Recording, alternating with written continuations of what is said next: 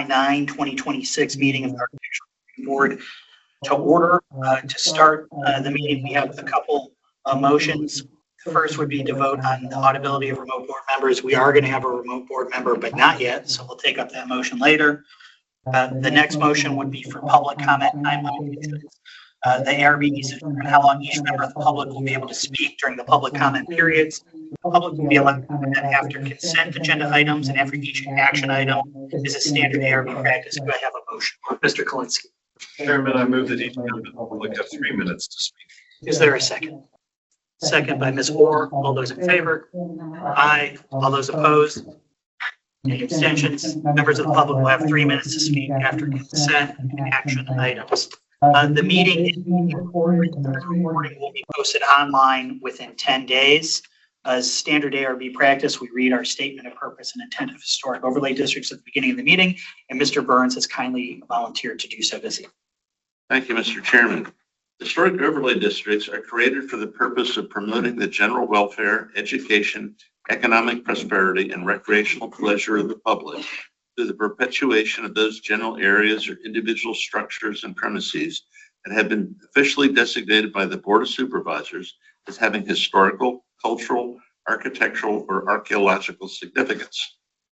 Regulations within such districts are intended to protect against destruction of or encroachment upon such areas, structures, and premises, to encourage uses which will lead to their continuance, conservation, and improvement in a manner appropriate to the preservation of the cultural, social, economic, political, architectural, or archaeological heritage of the county, to prevent creation of environmental influences adverse to such purposes, and to assure that new structures and uses within such districts will be in keeping with the character to be preserved and enhanced. Thank you, Mr. Burns. Next, we need to approve the agenda. Is there a motion to do so? Mr. Chairman, I move that the ARB approve the agenda for the July 9th, 2026 ARB meeting. Is there a second? Second by Mr. Kalinsky. All those in favor? Aye. All those opposed? Any abstentions? We have an agenda. Applicants, I'm going to remind you to please limit project presentation times to 8 minutes for a first submission and 3 minutes for a resubmission. We have a very healthy agenda, so I am going to be pretty strict about enforcing those time limitations this evening. Introduction and recognition of guests, Mary Catherine. I don't see our guest here yet, but I just said the Heritage Resources has a new intern on staff, Anna Lemon, and she'll be joining the meeting at some point. Okay. All right, that brings us into our consent calendar action items. First is ARB 2026 MV 00034, the Dogue Creek Stabilization located at 88 Richmond Highway in Alexandria in the Woodlawn Historic Overlay District. The applicant is proposing stabilization of approximately 264 linear feet of the main channel of Dogue Creek. Before I go to the board, is there any member of the public that wishes to comment on this item? No. Any members of the board have any comment? Otherwise, I would accept a motion on this consent. There's no comments. I'll just note that I did have some questions about the archaeology on this one, but I did review it with county staff and the ACB. There was a survey done to their satisfaction. There was a response that they sent back approving the report. I'll just note, I think this was one of the reports not included in the application package, but for future, we'll try to encourage that applicant to figure out a secure way to include or share archaeological survey reports, understanding there's concerns about confidentiality, but I just wanted to make sure members knew that there is a report, did review it, and it looks good. Okay, thank you. Any other comments or a motion? Mr. Kalinsky. Mr. Chairman, I move that the ARB recommend for approval consent item ARB 2026 MV 00034 located at 8800 Richmond Highway, Alexandria tax map number 1092010020 in the Woodlawn HOD for the proposed regrading and landscape alterations as submitted and presented at the July 9th, 2026 ARB meeting. On review of the materials, the proposal is found to meet the requirements of zoning ordinance 3101 historic overlay districts. All work done must substantially conform with this approval unless the ARB approves an amendment to the approved plans. Thank you, Mr. Kalinsky. Is there a second? I'll second. Mr. Burns, all those in favor? Aye. Aye. All those opposed? Any abstentions? Mr. Petty, you're fine. Mr. Petty abstains. That motion carries. All right, thank you. That brings us to our second consent calendar action item, which is ARB 2026 HM00027 HVAC installation located at 1623 Washington Plaza, Suite 123 in the Lake Ann Village Center Historic Overlay District. The applicant proposes installation of a rooftop HVAC unit. The application is for revisions to plans previously approved under ARB 2026 HM00027. Are there any members of the public that wish to comment on this application? Not seeing any. Do any board members have any questions or comments on this one? Otherwise, I would entertain a motion. Mr. Burns. Mr. Chairman, I move that the ARB approve consent item ARB 2026 MHM00027 located at 1623 Washington Plaza, Suite 103, Reston Tax Map 0172311613 in the Lake Ann Village Center HOD for mechanical equipment installation as submitted and presented at the July 9th, 2026 ARB meeting. On review of the materials, the proposals found to meet the requirements of the zoning ordinance 3101 historic overlay districts. All work done must substantially conform with this approval unless the ARB approves an amendment to the approved plans. Thank you, Mr. Burns. Is there a second? Ms. Orr, all those in favor? Aye. All those opposed? Any abstentions? That motion carries. All right, that brings us into our items for action. First, ARB 2026 SU 00035 Old Stone Estates located at Wharton Lane, no address in Centerville in the Centerville Historic Overlay District. The applicant proposes rezoning for residential subdivision with 15 single-family dwelling lots. Dave McElhenney represents the application. Good evening, sir. Good evening, Mr. Chairman. My name is Clark Massey. I'm president of Tetra Corporation, which is part of the land acquisition team.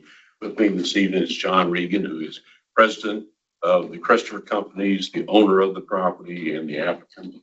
Also Dave McElhaney with Urban Engineering, our engineering firm, and Ken Dondero, vice president of Tetra Corporation. If we can have the first slide. Thank you. The subject property is a 5-acre vacant piece of property located on the east side of Wharton Lane, south of Wharton Park Court, and north of Shelbourne Street. It is clearly an infill site. We can have the next slide. This is an aerial view of it, again, identifying the subject property, and you can see the surrounding communities that I've mentioned earlier on. Next slide. The property is currently zoned R1. To give you a context of the surrounding area, the Centerville Farms community located to the east of the subject property is currently zoned R1. There are 3 lots, existing lots within the Centerville Farms area that abut the property. Lot 11 is a 1,300 square foot single family home built in 1960. Lot 12 is a 1,500 square foot home built in 1955. I apologize. Lot 13 is a 1,900 square foot home built in 1987. The Wharton Park community, which is located immediately north of us, is currently zoned R3. The homes range in size from 27 to 3,700 square feet, and they were built in the early 2000s. Walney Glen to the south of us is also zoned R3. The homes are approximately 22 to 3,100 square feet in size, built in the mid-1990s. And the Walney Mills, located to the west of us, is a townhouse community zoned R8. The homes range in size from 1,400 to 1,500 square feet, built in 1995. Next slide. This map, as you can see, is meant to be able to go ahead and identify the surrounding areas. As mentioned previously, in terms of the surrounding areas, you will see that it's a variety of different densities. Immediately to the north and the south of this, density of 2.4 or 2.7 dwelling units per acre. You have obviously the Central Farms area to our east, the area to the west, the townhouse community is 4.6. But then you'll also notice that the other surrounding communities, they range anywhere from 2.5 to 9.5 dwelling units per acre. We can go to the next slide. This is showing lot 11 in the Central Farms area that I mentioned earlier. Next slide. This is lot 12, again in Central Farms. And the next slide is lot 13 on Central Farms. The next slide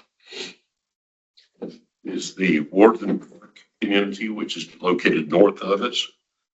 Next slide is the Walney Glen community to the south of us. And the next slide is the Walney Mills Townhouse community. The property is part of the Centerville study, which I'm sure that all of you are familiar with. It was established by the Board of Supervisors in October of 2022. The Board of Supervisors approved the Centerville study in June the 23rd of this year, so only about a month ago. Next slide. This is very difficult to read. This is actually from the staff report. The actual comprehensive plan has not been updated as yet, but this is the language. And I can read it to you briefly of what it references regarding parcel 4, if that doesn't count against my 8 minutes. No. But what it does state, though, is parcel 54-4, double circle 4, parcel 4 is planned for residential use at 1 dwelling unit per acre. Density above 1 dwelling units per acre to 3 dwelling units per acre may be appropriate if the following conditions are met. First, development should provide a safe, comfortable, walkable, and bikeable environment. A continuous pedestrian walkway should be provided along Wharton Lane to the intersection of Shelburne and Wharton Lane. Secondly, pedestrian walkways and/or shared youth paths within the site should connect to the existing and planned pedestrian facilities and allow for a future connection to subunit J9, which is the Centerville Farms community. Third, the portion of the property adjacent to the identified archaeological and historic features, including the Civil War earthworks and fortifications, which is the apex fort, should be preserved to the highest extent possible. A sufficient buffer of open space, natural vegetation, and tree preservation in this area should be maintained to screen heritage resources from new development. An extension of the pedestrian facilities, including trails into the area, should be sensitive to the presence of the resources and implemented appropriately. And lastly, development should be sensitive to Civil War earthworks and fortifications, including any additional heritage resources found in the area, end quote. So if we can go to the next, this is an actual, the rendering of the subject site. Again, it's a 5-acre parcel. The applicant is requesting a rezoning to the PDH3 zoning category, providing for 15 lots. The site entry would be from Wharton Lane across the street from Crystal Ford Lane in the townhouse community directly across the street. The applicant would be widening Wharton Lane, installing curb gutter and sidewalk, and extending the sidewalk from the site to Shelburne Street. But however, with the caveat though, that is with the approval of VDOT, the HOA, as well as potentially the property owner in that community. The proposed street would be a public street. Lots 1 through 4 would be accessed off of the private driveway. The applicant will be providing an underground stormwater management facility, which I will show you momentarily. There is 30% open space versus the 20% that is required. Parcel B, which is the southern portion of the property, it's over 1 acre in size. From the closest house in our community to the Walney Glen community to the south is 100 feet. And from the closest points of the homes on the east side of the property is 35 to 110 feet from the Centerville Farms community. It's difficult to see on this, but the applicant is providing a 60 by 120-foot fence in the very southeastern quadrant of the property closest to the heritage resource area. Utilities would be public water and sewer. There is an amenity area that is proposed on the northern portion, which would consist of a patio, sidewalk, and seating areas. We can go to the next slide. This is, as you can see, perhaps in the northern portion of the site is where the underwater stormwater management facility would be located. The recreational facility would be located on top of that. And you can also see perhaps on the slide that there is a reservation of an extension of the street to connect to the Centerville Farms to meet the recommendations of the comp plan. If we can go to the next slide. These are, there are two product types that are being proposed to be built here. One is called the Taylor model. The other is a Turner model. The homes are approximately 40 by 50 in size for the Taylor, containing about 3,100 square feet. The Turner model is a 42 by 40 foot house print, 2,800 square feet in size. And then later on, we will see that there is a Turner rear load garage, which would be applicable to units 1 through 4. So we can go through these slides fairly quickly. I would suggest just keep within the time frame, but showing you the flavor of the different types of elevations that would be available to it.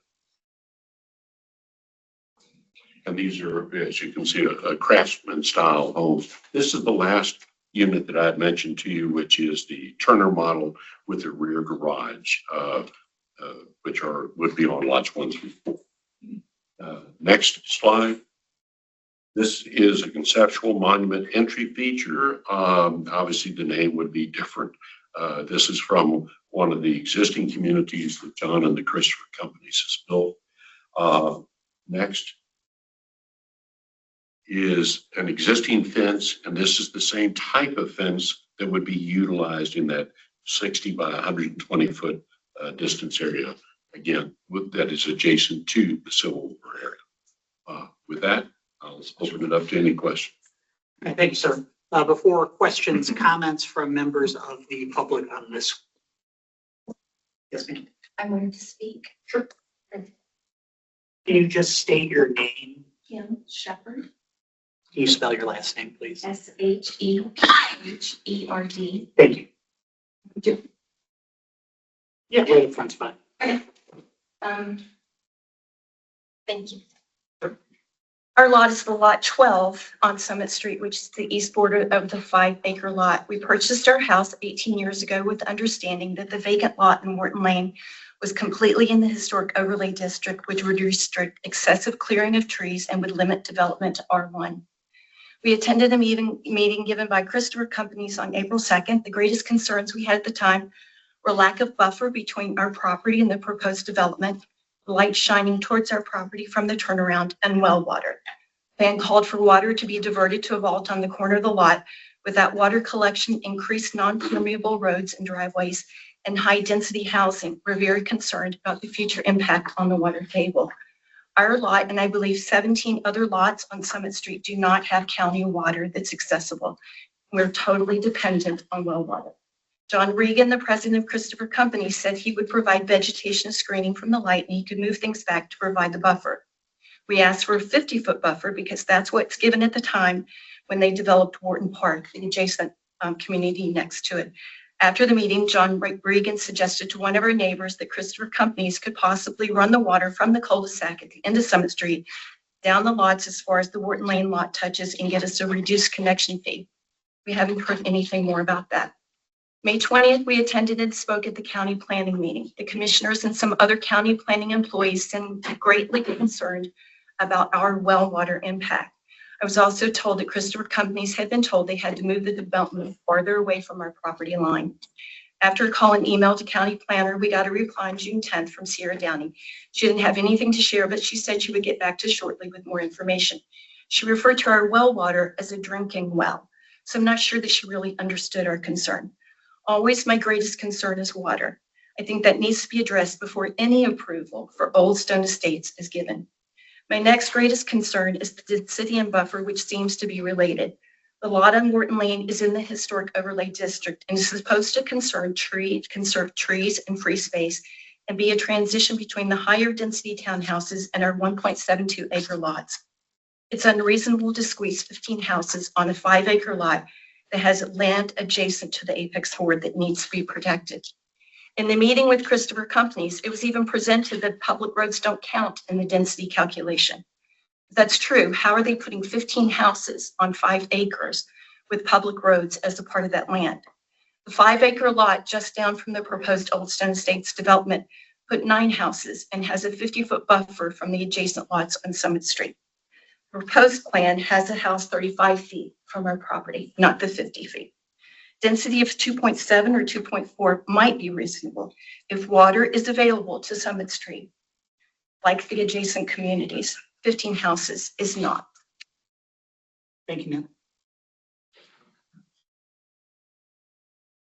Any other members of the public wish to comment on this one?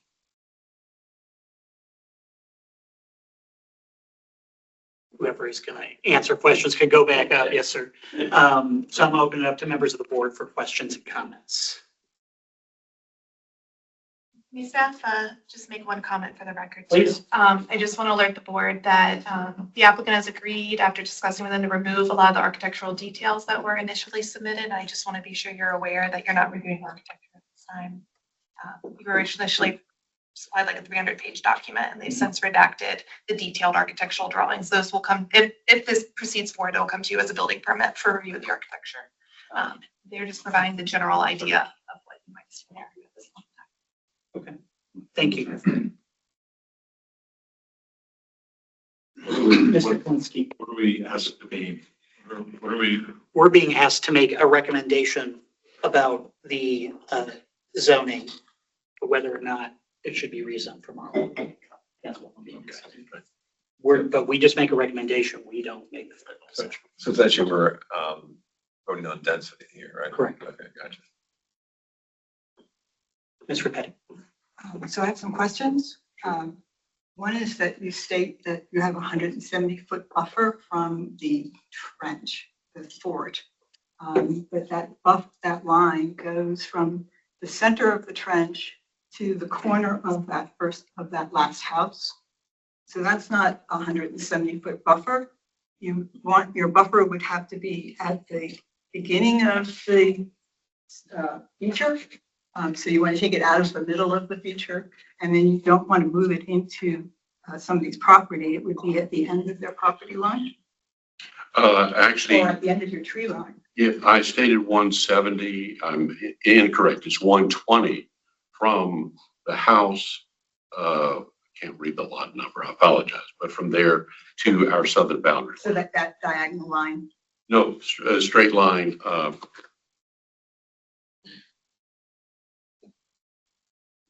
From this point, this is 120. No distance. So you're still including the person's yard and as your buffer. Well, this is all part of our 5 acre tract. So within the boundaries of our property going from lot 10, good, I can read it. For lot 10 to here is 120 feet. But it's supposed to be a buffer. Well, no, there's no specification that I'm aware of a specific buffer requirement. I'm just saying that this is a 1 acre open parcel that we have here. And the actual distancing from the house to here, there's not, I say to the best of my knowledge, any requirement of a minimum buffer length. Right, I'll just reemphasize, again, I'm Dave McElhaney, prepared the rezoning plan in the exhibit. There's not a defined buffer requirement per se along that boundary. What we tried to do when we laid the project down was to maximize our open space on the side of the property, obviously, that is adjacent to the earthwork trench. And so the idea was to try to maximize as well tree preservation. So as Clark has pointed out, it's roughly 100 feet from the proposed building to the common property boundary. The 170 is from the corner to approximately the center of the Civil War Insurance. It's actually probably about 180, but I rounded down just to be conservative. And this is approximately 70 feet from this property line to our common boundary with the folks to our south. So just wanted to make sure folks were clear on that. And actually, one other thing, if I can add, as it relates to a buffer requirement, since this is a proposed single-family community to an adjoining single community, north, south, east, and west, there is actually no buffer requirement. So, but if there is in terms of a requirement that you provide adequate protection for the Mhm. fortifications. Right. So how are you doing that? Well, okay, two aspects. One is, of course, we do have the open area, but there is a treat area that we cannot disturb. So all of that area that you can see in through there, and that's the additional fencing that we've put up. But in other words, all the green area that you see here, the darker green, is a tree safe area. We're not disturbing any of So that. is there a conservation easement associated with that? Not a conservation easement. I mean, it's just a set aside and has to stay that way. So my question is, it has to stay that way. Correct, because the county will review it, and that's our limit of clearing and grading. We can't. And I will also add that the location of this split rail fence was something that was talked about quite a bit with the Park Authority. They obviously have a very much of an interest in terms of how we had laid our project out. We talked about several different things. At one point, there was even consideration of maybe a trail even coming down through here. But ultimately, it was decided that we want to protect this area, leave it alone.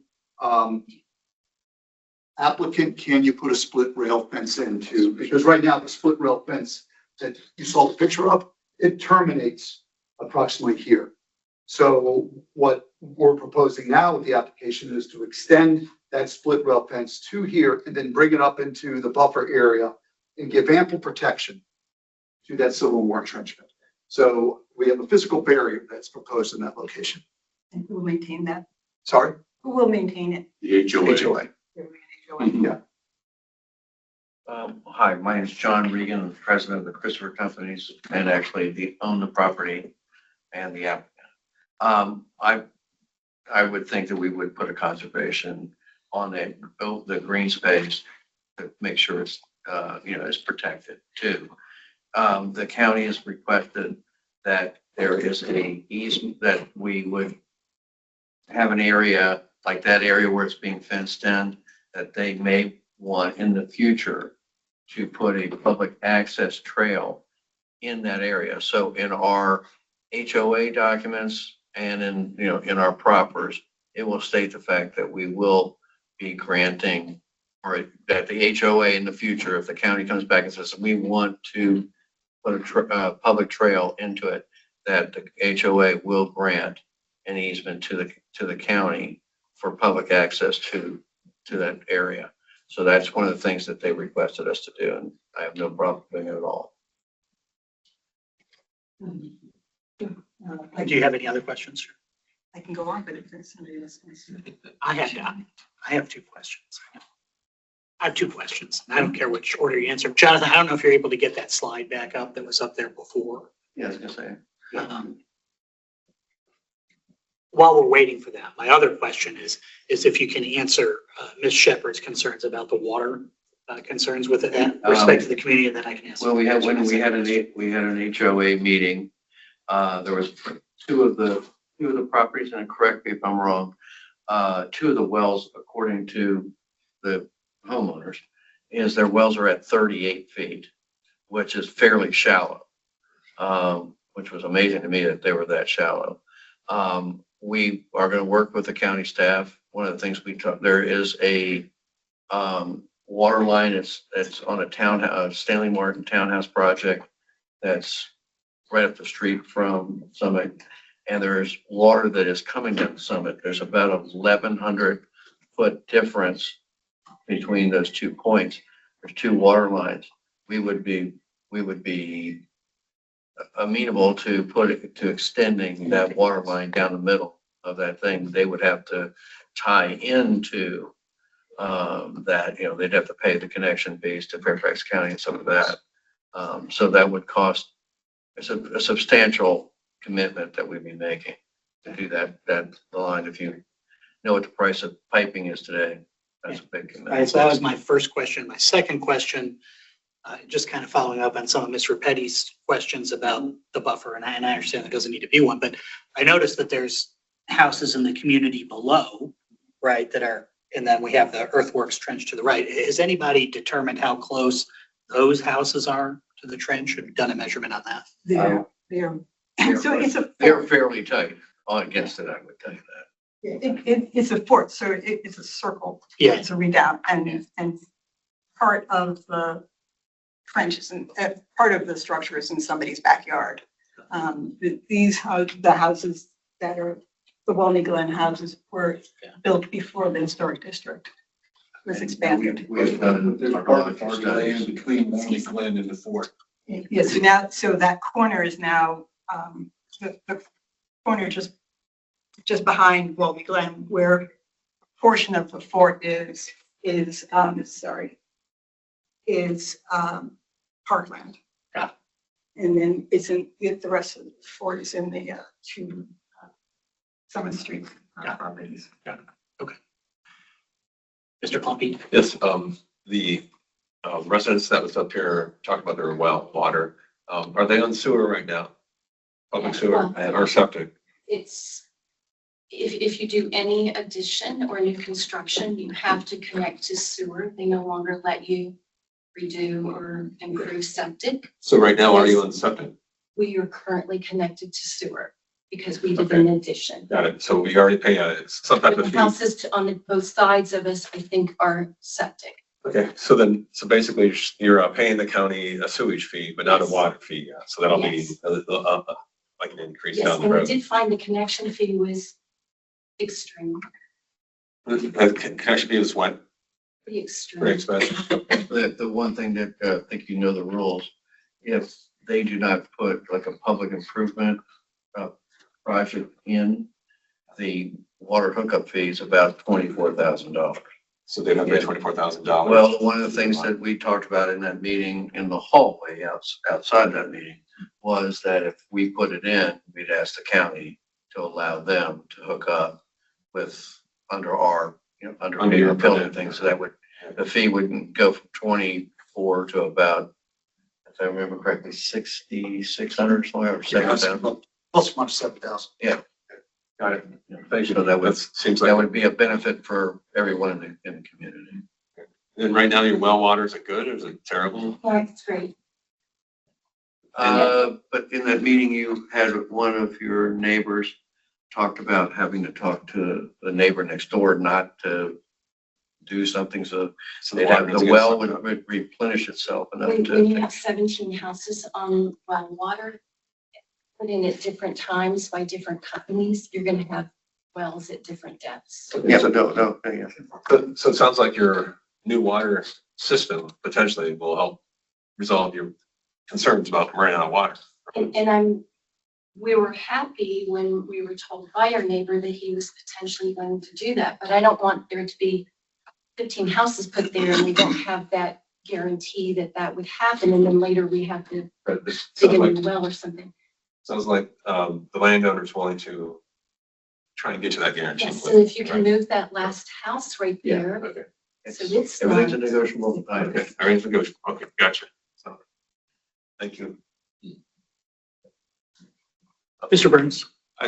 Following up on Mr. Petty's comment about the buffer, I think I'm just gonna have to go up and clean it. I'm gonna describe it, it's not gonna work.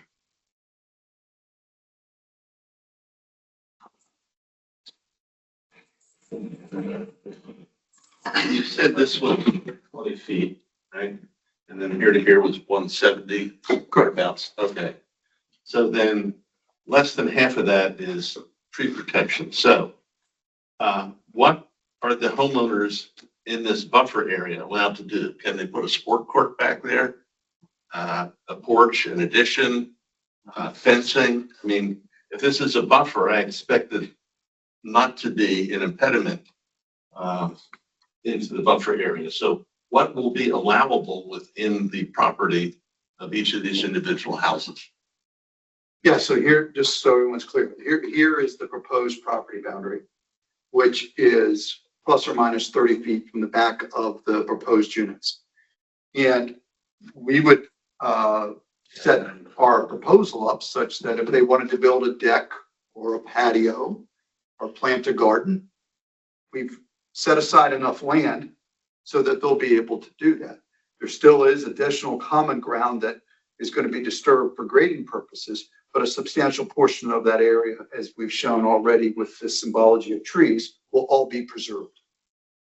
But what I think I heard you say was that people can build within this area. So, Yes, yes, absolutely. yes. I just want to make sure we all Sure. do that. But if I take them, just doing the math backwards, if you said the property line is 30 feet from the back of the back wall to the property line, and it's 120 feet from the property line to the back of the house, minus 30 would be a 90-foot area that's not ever going to be used. Yeah, you're talking about from here Yeah. to here? Yeah, theoretically, that's 90 feet. Yeah, it's 90 to 100. According to your engineering drawing, it's only 100 feet from the back of the house to the property line. It's not 100. There you go. Okay, clerk. Correct. But now it's only 70. Yes, Mr. I Paul. must be the CPA in the room. In that no man's zone between the rear property line of the last lot, which is 10, 9, and 8, those, do you have a proposed landscape plan that will plant the slope that will give us more buffer? So basically, you have existing trees plus proposed trees, which we don't see that on here, but you We put it on. haven't done that yet. no. Okay, Yeah, you have the landscape plan. the additional landscaping behind the unit size of some size that will help increase buffer since it was taken down the buildings.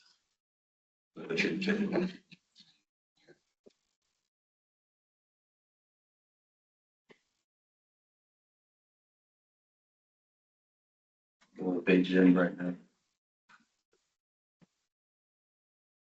And so currently, the landscaping pretty much matches what's shown on this exhibit here, the proposed landscaping. Street trees, so.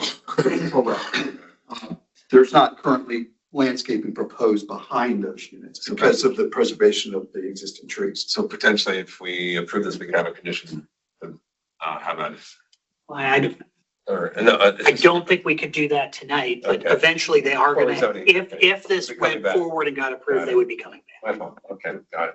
Thank you. Sorry, I was ahead of myself. Okay. Got it, 3 months. Okay. It'd be helpful for us to pull up the engineering drawings.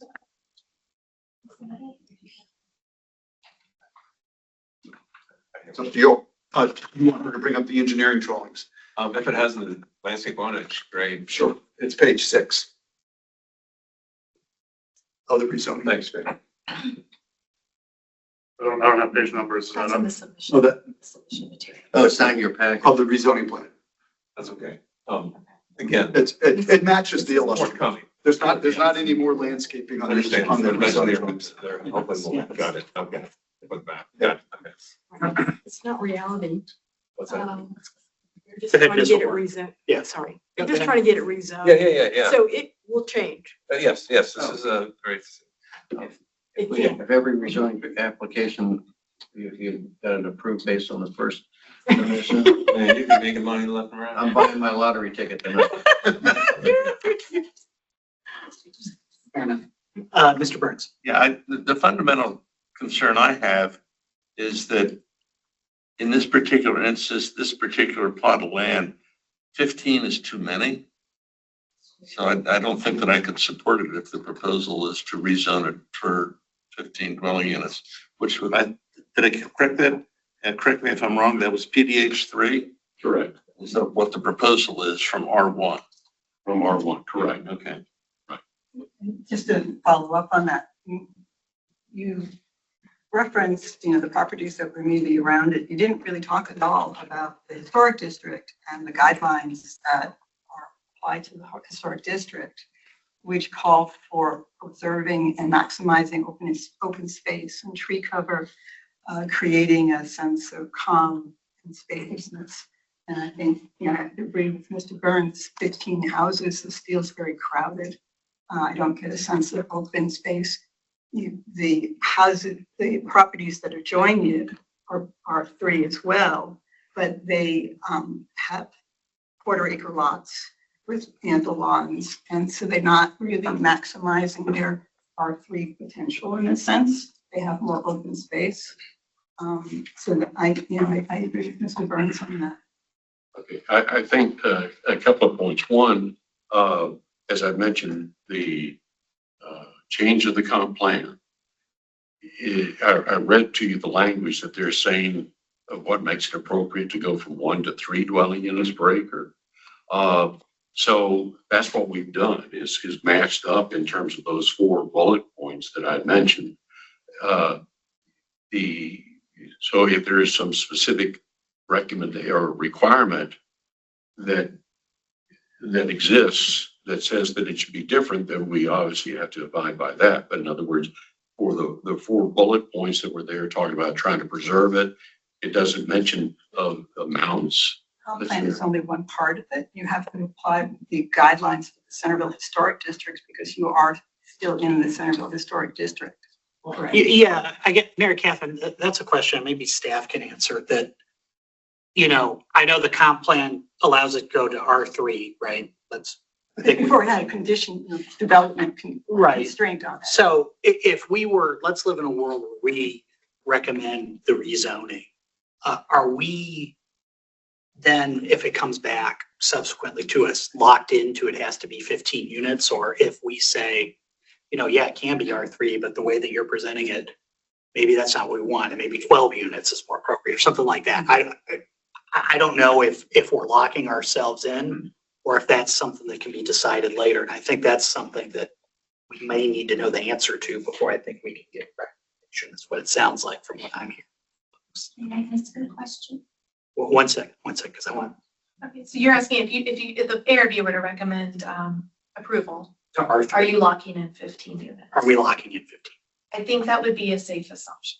I feel like you are then endorsing the plan as shown tonight. Okay. Now, I think you do have the option to recommend with modifications, Okay. recommend deferral, denial. Right, sure. Then you, Okay. All right. Ms. Mann, Well, and then I just- Ms. Repetti. Because in this particular instance, so much land has, out of the 5 acres has been sort of conserved. Shouldn't the calculation for number of houses per acreage take into account the areas that are not able to be developed? So instead of 5 acres, you should sort of do the math to figure out how much of this area is sort of lit off and then figure out how many houses per. Actually, what we're doing, the way that we're coming up with the numbers is based upon the way that the county calculates it. And I mean, they have guidelines of what we need to include and exclude, et cetera. Mhm. So we're just utilizing their math formula.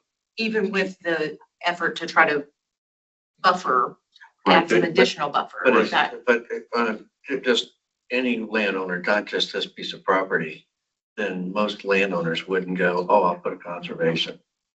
I mean, we're constraining the property. We're moving houses out of certain areas to give those buffer areas. A single family to single family has no buffer requirement. but what I think There was she's- historic, battlement things that we need to preserve. So we're moving our houses, making those houses a lot smaller to make sure that we're preserving areas that are sensitive. But the houses that would be constructed on those lots are no longer compatible with the design guidelines because you've constrained the individual lot sizes for each one. You don't have the open field that Ms. Repetti was referring to that are, within the current design guidelines. So I think you have to take that into account when you're, factoring in how many houses you can effectively put in this space, which has been, and I think, as the archaeologist on the board, I appreciate the fact that you are allowing some conservation easement as was recommended by county staff and others, but And there's been 2 studies on the property and no artifacts have been found on the property. to the dismay or maybe surprise of the county archaeologist at the Yes. time. So I will Yes, and say, I was actually, yes. yes. So and I'll bring that up later, but I know we're trying to stay focused on this topic, so I'll defer now. Ms. Repet. No, I was going to follow up on archaeology. So that, and grading, because that's the other part, in the guidelines. I was gonna say, this is our 3rd site where I would have bet the farm that we would have found artifacts. There was one that we did in Centerville, the reserve at Hampton Springs. I would have bet the farm that we would have found stuff on that one. Didn't find anything on it. I mean, we didn't do the study, somebody else did it. And we had another one in the Mount Vernon district. I would have definitely bet the farm that one had stuff on it. Didn't. It was amazing. And so at a minimum, I think we would hope that there is a provision for post-review discoveries or inadvertent discoveries during. Oh, absolutely. And that's Absolutely. probably a standard contract Absolutely, yeah. requirement, but it is the case that the county reviewed a report in 2023. It was approved and there were no archaeological resources identified. And I did want to follow up on the email that was included in our package, but just to ensure, I believe I've got confirmation that there were 2 items requested. One was a final report that revised the references to exhibits in the survey report. There were, I think, misnumberings, but basically. In the archaeology study? Yes, Okay. exactly. I'll find that one. You know, John did not, it was done by someone Prior, else. exactly, yes, understood. And I realize that the contract for that is, probably held by a different person, but yes, this is the memo or the email that I'm referencing here up on the screen. But that was one request, is to revise the exhibit numbers just to make sure there's consistency within the document, and then submission of the county's archaeological site data form, which information from the county archaeologist now that was submitted. So thank you for doing that. But yes, we would love to get a final report that has the correct exhibit numbers and things like that if possible. One other thing that I'd like to mention, going back to this, is as John had indicated, this situation in terms of the wells and the waters and all.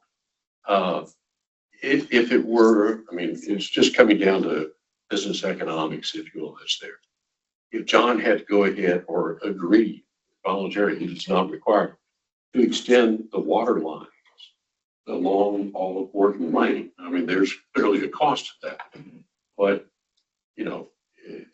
to try and bear that cost and then to have fewer homes, less profit on, it's an economic issue. So, I mean, it could, let's put it this way, it de-incentivizes, if you will, to reduce lots and say, okay, and then I'm still going to go ahead and pay for extending water line. I mean, that kind of conflict. So should go into decision making.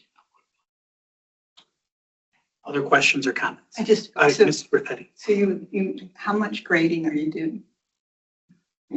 Well, we have a proposed grading plan. I don't know if you have the ability to bring that up, but we can actually show you. We did a detailed grading analysis as part of the rezoning application.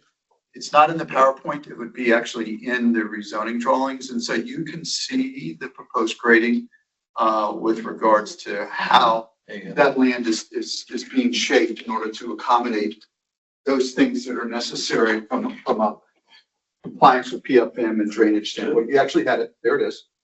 And so I'm happy to answer any specific questions either now or after the meeting. So are you leveling the site? Are you gradually, are you trimming it down? Are you, just a general sort of ballpark So sense? my approach whenever I grade, and fortunately, this site is fairly gentle compared to some of the other sites that I've worked on for this team. We are trying to set those homes as close to the existing grade as possible and to minimize the grading. Obviously, the more grading you have, the more expensive it is to construct.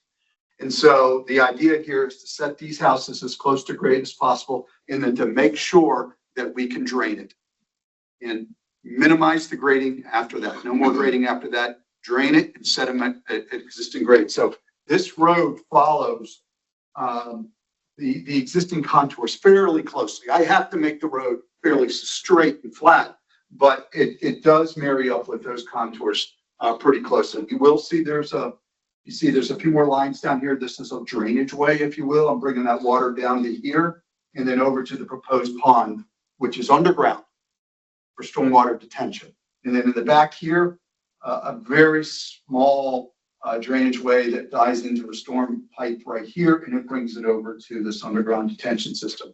Otherwise, I'm marrying up those contours close to land, just for reference. And I'm not sure if you folks saw this or not, but John went back to me after our meeting, and we did increase it. You are correct. We did show 35 feet here, which is what we increased it to. It's approximately 40 to 45 feet here, but we were able to create and preserve approximately 28 to 30 feet of trees through here from a preservation standpoint, whereas we really didn't have that before. So we're glad you raised it. We put that buffer where I was just pointing. I do that all the time, whoever's driving. Sorry, I know how that goes. And then if you slide over here for the benefit of the ARB, I'd also like to point out to you that I don't think this gentleman's here today. If you could just go up a little bit more. It was important to this a little bit more so we can see this area here. There's homes here. And before, this limits of clearing and grading line went down to the common property boundary. John came to me and said, look, we've got to squeeze these houses up. Let's get a tree buffer through here to help mitigate and provide screening for these homes here. So we've got a 30-foot buffer and about a 20-foot tree preservation area. It's a change from what we had on the first submission drawing. So I just wanted to point that out, which is related to grading. And so that is one of those guidelines with regard to minimizing those changes. That's good. Ms. Magnum said something about, and it went by sort of quickly, because I am concerned that even though and I only know of one survey that was done. I do know that one of the neighbors from Summit Street gained permission from the previous owner to metal detect on their property and found artifacts from the Civil War. It's one of those things. And I'm not necessarily all that concerned about whether or not we collect every Civil War bullet. I am concerned about the possibility of features, the encampment sites, ancillary buildings, that could have been outbuildings that are associated with fortification, that those can be very quickly and easily not observed and graded away. And so I just wondered if there was some kind of plan involving some sort of archaeological oversight at some periodic review process. I don't know what would be ideal, and a plan for any kind of mitigation should you find something. I think there are of that. I mean, I know that I was involved in another project that was near here. That was a Civil War hospital, and there was 3 burial sites on the edge on Nationals thing. We had to stop our project, and they stopped theirs, and the whole area was. About rules. Sometimes there are proffers that are provided to put those things in place. I don't know about specific that there are county rules about it. But we can. I mean, I have no problem if there's something of that nature. The wording would have to be worked on. I just don't know where it is. Just to clarify, are you suggesting something like archaeological monitoring during vegetation removal and ground disturbance? Exactly. Okay. So I mean, we could certainly ask them, to consider that. That would, I think, for the time where you're doing the most significant amount of probably the vegetation removal and grading period to have a qualified archaeologist on site with you that is empowered to be able to say, stop the bulldozer, stop the heavy equipment because I see something here. That would result in a time delay, and I understand that's also a cost concern, but it is a way to ensure that there's at least documentation if there is something found that wasn't identified in the survey. Which is why, that could be an additional measure. We call them sometimes avoidance measures. That way, before you destroy the entire feature, you're able to see it, map it, photograph it. Possibly we could work out, I'm sure the county probably has some type of monitoring plan example that they could provide. There was a property that we were going to have monitoring for some years ago, and tell you that story later on. But anyway, yes. But yes, I mean, I think Is there language that you was improper before? Question. Yeah, my only concern is we've been talking a little while, and I think we are getting slightly ahead of ourselves because we're just doing the density tonight, and there will be time to discuss these other, depending on what happens tonight, and with the planning commission. So, if I can refocus us a little bit, just because I know we have a very strong agenda, very filled. But no, Mr. Plumpy had something, and then Mr. Clancy. Yeah, my comments real quick, just about the grading itself. I think at the end result, the grades of the proposed site is only going to be about a couple of feet different than what it is right now today. So it's not a site's been pretty dramatically graded. So thank you for doing that. However, when they do the basements, utilities will go down 10 feet plus. So that's where your archaeological issues come. So I want to say. So, we all know that all the good lots are taken, and you've got an empty 5-acre lot sitting here, and there's a reason why. It's in the historic district. So this one has hair on it because of that. And I think that the plan from a regular development standpoint, great, but we're sitting here trying to evaluate based on our call to duty, which is the historic overlay district. So I have some reservation because of that. One of the big things I'm concerned about, and if I can, Ms. Shepherd, what is it about the well water that's affecting you that you're concerned about? Because of the collection of all of the water in the lot, the way the water is contoured and it goes to the vault. So none of the water is naturally going to perk in the land, which right now we use that to refill the water table a lot. But then also with the increased road and housing and the driveway. So the increased impervious cover is going to be less water that will perk that will then feed your, okay. So, and your negotiation offer was that you would extend the city water line to where, along which streets? Right now, What you I just just said that there is a possibility that we can go from one point A to point B, go down along the length of our property lines, the length of where that's not like getting from point where the line is, where the townhouses are, to where it's across our property line is not the entire 1,100 feet. It's probably 650 or something like that. So hooking most of your Fairfax County water is going to want to loop that road or loop that water to make sure the pressure is adequate. If there's some other problem, they turn a valve off and you get water pressure going both ways. So it's Better water quality if you do it that way. So they loop it off of Wharton Lane onto your property and then back out? It will go straight down Summit.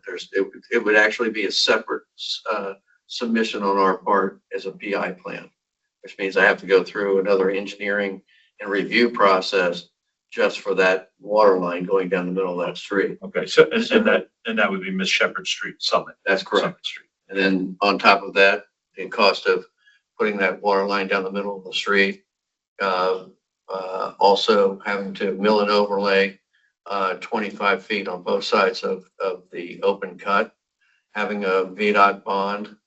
So there's a massive amount of cost that's involved in driving that line down the middle of that street. Understood. It's all about economics. There's a reason why Fairfax County hasn't extended that line down that street. They have water on both sides and they haven't extended it. Just wanted to understand that, but the driving factors here. Okay. Mr. Burns. Yeah.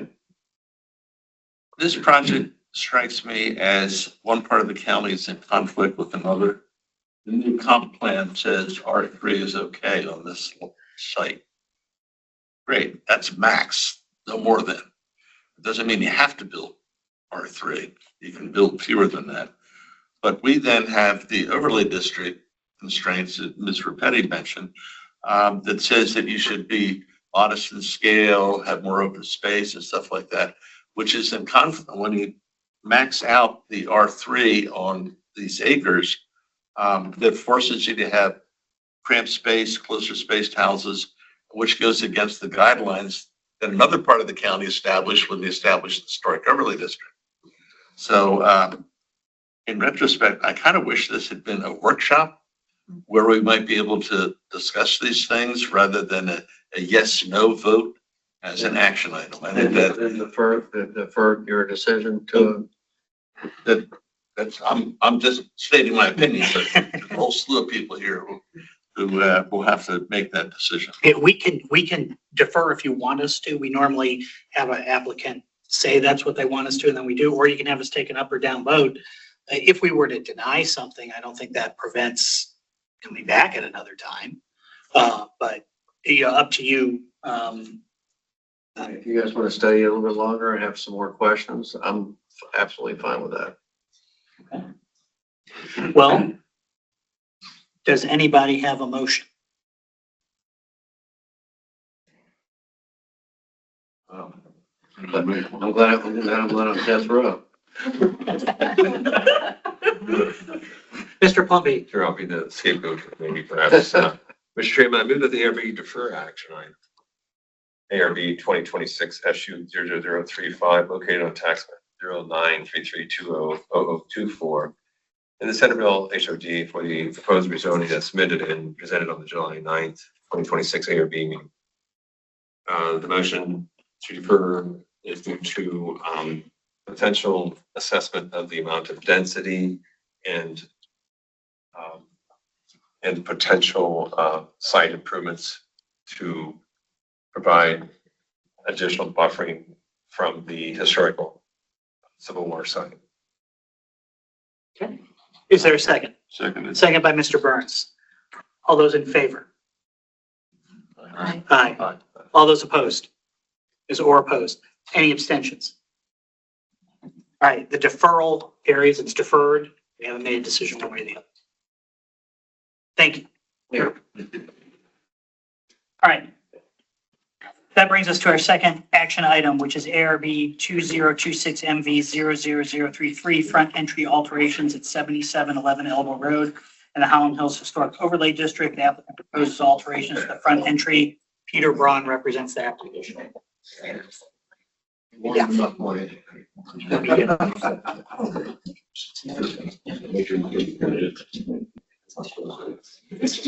I'm sorry, Mr. Braun, just sometimes it's someone else. So I just want to make sure that's you. No, you're good to be out there. You're good to be out there. But just before you start speaking, Mr. Burns has a statement he has to raise. Great. Thank you, Mr. Chairman. I, John Burns, declare my personal interest in transactions brought before the board involving the Howland Hills Historic Overlay District, specifically state the following from July 9th, 2022 meeting. Although it is the opinion of the county's attorney's office, I am not legally required to make a formal disclosure statement.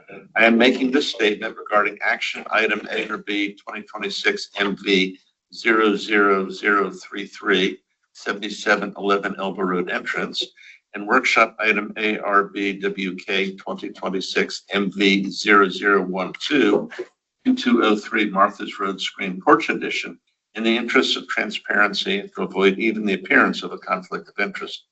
I own and reside in a home in the Howland Hills HOD. The properties under consideration tonight are not adjacent to or visible from my property.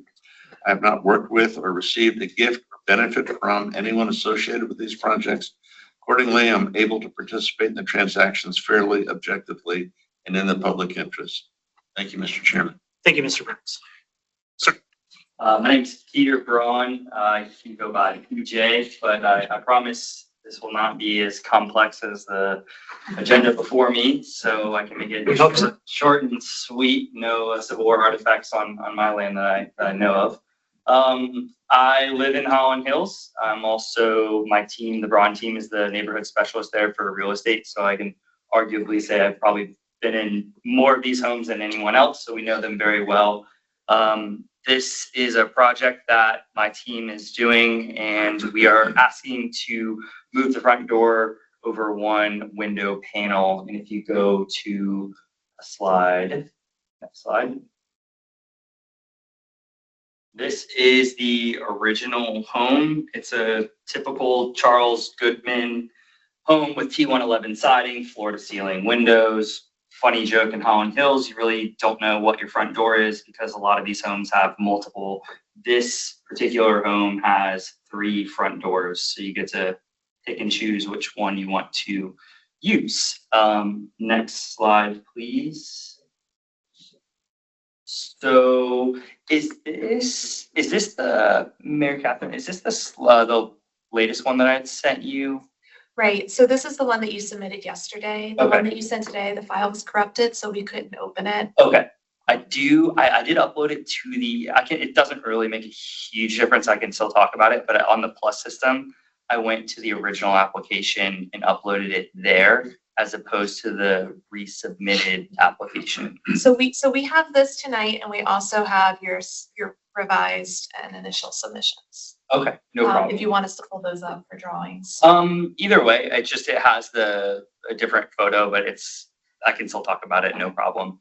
So this is the original house, with now we're back to the proposed alteration. So if you can see, we're moving the door over one window panel, and then we are infilling that window with T111 siding, which is the original siding that they built these homes with.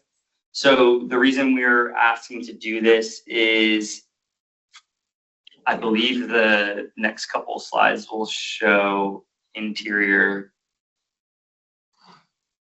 It would be the slide I uploaded, but no problem. So we're asking to do this because this is going to be really tough to see, but where you enter into the original front door on the west side of the home, we are going to reclaim that space to create a primary bedroom for the home. So we're able to put a toilet room into that. So you can see right here, this is the original entryway. This is the second door, and then this is the third front door. Your driveway is right here, so you really wouldn't use this as your true front door for any reason. So we're basically asking to move the front door over one window pane, fill it back with T111 siding, which will match the entire rest of the house. That way, if you go to the next drawing slide, one more, please. Yes, still one more slide. And then one more. This is just showing the door moving over one window pane. It actually is the same exact measurement as the door and the window, so you can interchange them pretty easily. This is the slide that, if you will see, moving the window or the door over one pane will allow us to have a true toilet room for this primary bedroom right here, as opposed to being a hallway. So it gives this house a lot more functionality to it. And it doesn't really limit the architectural integrity of the home as they were originally designed by Charles Goodman. So that is pretty much the gist of it. I will mention that the door was already moved over before this meeting. I was actually out of the country, and when I came back, to my surprise, my contractor had moved it over. It was in our original plans that we submitted, so he had confusion about the process of the ARB.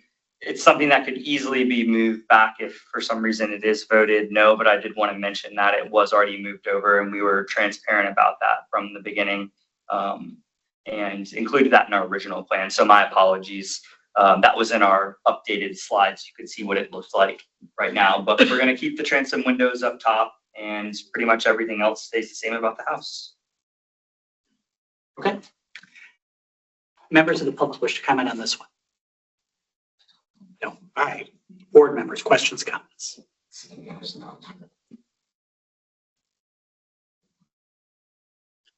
or a motion if nobody has. Yeah, yes, Mr. Plumpy. Mr. Chairman, I'd like to make a motion. Sure. Mr. Chairman, I move that the ARB approve action item ARB 2026 MV 00033 located at 7711 Elbow Road, Alexandria, tax map 1021020024, and the Holland Hills HOD for the proposed replacement entryway alterations as submitted and presented and installed prior to and at the July 9th, 2026 ARB meeting. Upon review of the materials, the proposal is found to meet the requirements of zoning ordinance 3101 historic overlay districts. All work must be done substantially conforming with this approval unless the ARB approves an amendment to the approved plans. Thank you, Mr. Plumpy. Is there a second? Ms. Orr seconds. All those in favor? Aye. Aye. All those opposed? Any abstentions? Okay, 2 abstentions, 6 yeses, 2 abstentions. I'm sorry, I was just counting because we need to have 6 votes in order to have a quorum, so I wanted to make sure we were okay. So, Mr. Johnson, that was 6 yeses, 2 abstentions from Mr. Burns and Ms. Mangum, respectively. Thank you, sir.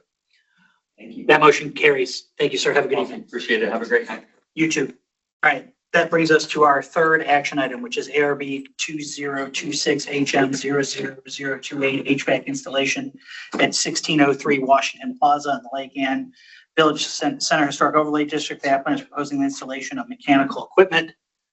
Ma'am, how are you? Hi, my name is Nava Gofrani. I'm with Ray Gofrani.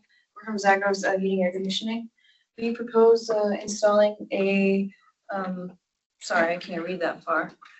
It's a TLC for kids. Yes, for TLC for kids. It's a 48K BTU outdoor unit with 3 18K indoor units. That's just like a, yeah, you can do the next one.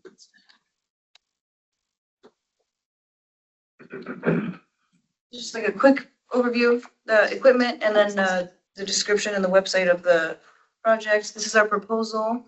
This is the equipment submittals. Condensing outside. Yeah, these are the fan coils that go inside. And this is a mock-up of the outside. We propose to put the outdoor unit in the playground area. It's going to be on a 3-inch condenser pad. I included some dimensions and as well as a line set that's going to cut into the building on the outside. If you go to the next slide, we have to have some kind of enclosure. So in order to keep the building envelope and make it look nice, we put a little fence around it. We propose to put a fence around it. You can go to the next slide. This is not the bookstore. No, this No, is this is TLC TLC for for kids. Bookstore was already approved. Oh, there's Okay, yeah. So this is just like the line set opening. It's gonna be a 3-inch opening. If you go to the next slide, this is gonna be our line set layout. So there's a 2-inch diameter refrigeration lines with a 2-inch diameter communication line and a 1-inch diameter high voltage cable. If you go to the next slide. So this is basically where it's gonna be. It's behind that wall where the arrow is pointed, and there's the residential view on the right, and the playground entrance there on the left. You go to the next slide. And this is just an aerial view of where we propose to put the equipment and where we took the photos. I think there's one more photo if you go. And this is what the inside is going to look like. So we have 3 18,000 BTU fan coils. One of them sitting here, filling this area, and 2 sitting in this bathroom ceiling. One of them looking this way, and the other one filling this area. All right. Any members of the public wish to comment on this one? All right, members of the board, questions and comments? Mr. Kalinsky. You're covering, vertical covering for the line set. What is that made out of? It's the kind of plastic, right? yeah, the brand is Vector Seal. I can't recall. Vinyl, like kind of vinyl. Yeah, that's what it is. Yeah. This especially comes from the line set. Right. It was supposed to be the green one, like the water spouts, right? The same one that everyone has. The water line. You mean the covers? Yeah, so you have approved in the main, Excuse me, can you introduce oh, yourself? I'm sorry, Thank you. I'm May Faruqi. I'm standing in for Vanessa Lazo, the manager of the condo, excuse me, who is sick.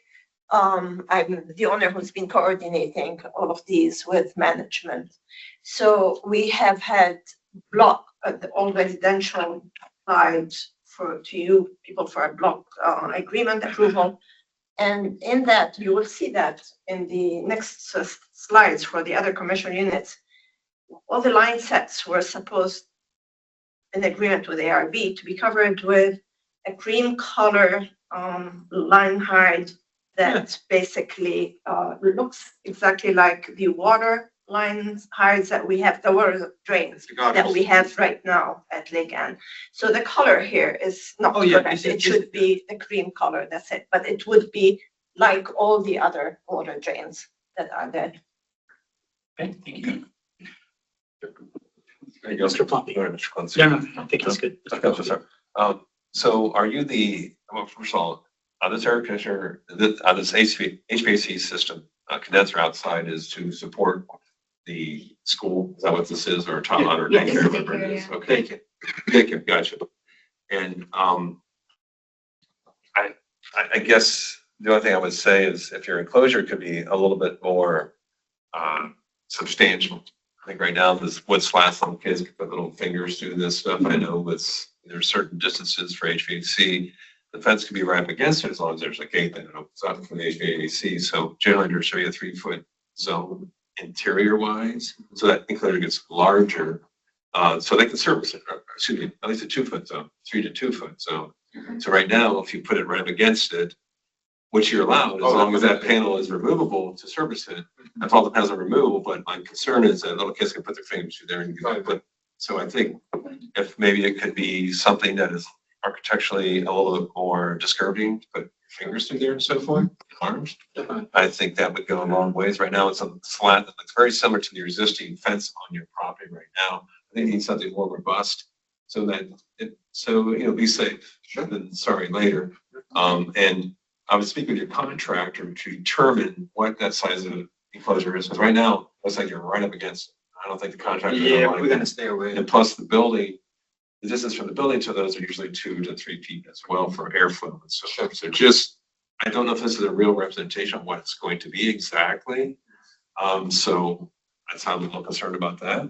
But I think if the enclosure, if we have some reassurance that the enclosure is set appropriately with mechanical performance instructions are, and from the mechanical engineer, that's our contractor, as well as that the enclosure is a safe one for everybody, for performance, for the HVAC, but more importantly, for the children's safety. We're the HVAC contractor, so we can definitely do that. That's no problem. Yeah, but right now I would not approve this because the enclosure is not acceptable. Understood. Either its location or its design. Other questions or comments?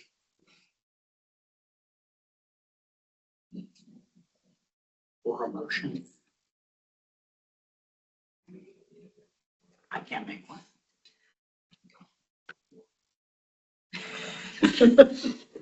Can always make a motion with modifications if we think it's necessary. Yeah. Mr. Chairman, I move that the ARB approve action item ARB 2026 HM 00028 located at 1603 Washington Plaza, Suite 12021, Ruston, tax map 017231A in the Lake Anne Village Center HOD for the proposed mechanical equipment installation as submitted and presented at the July 9th, 2026 ARB meeting, subject to the following modifications. Would be that the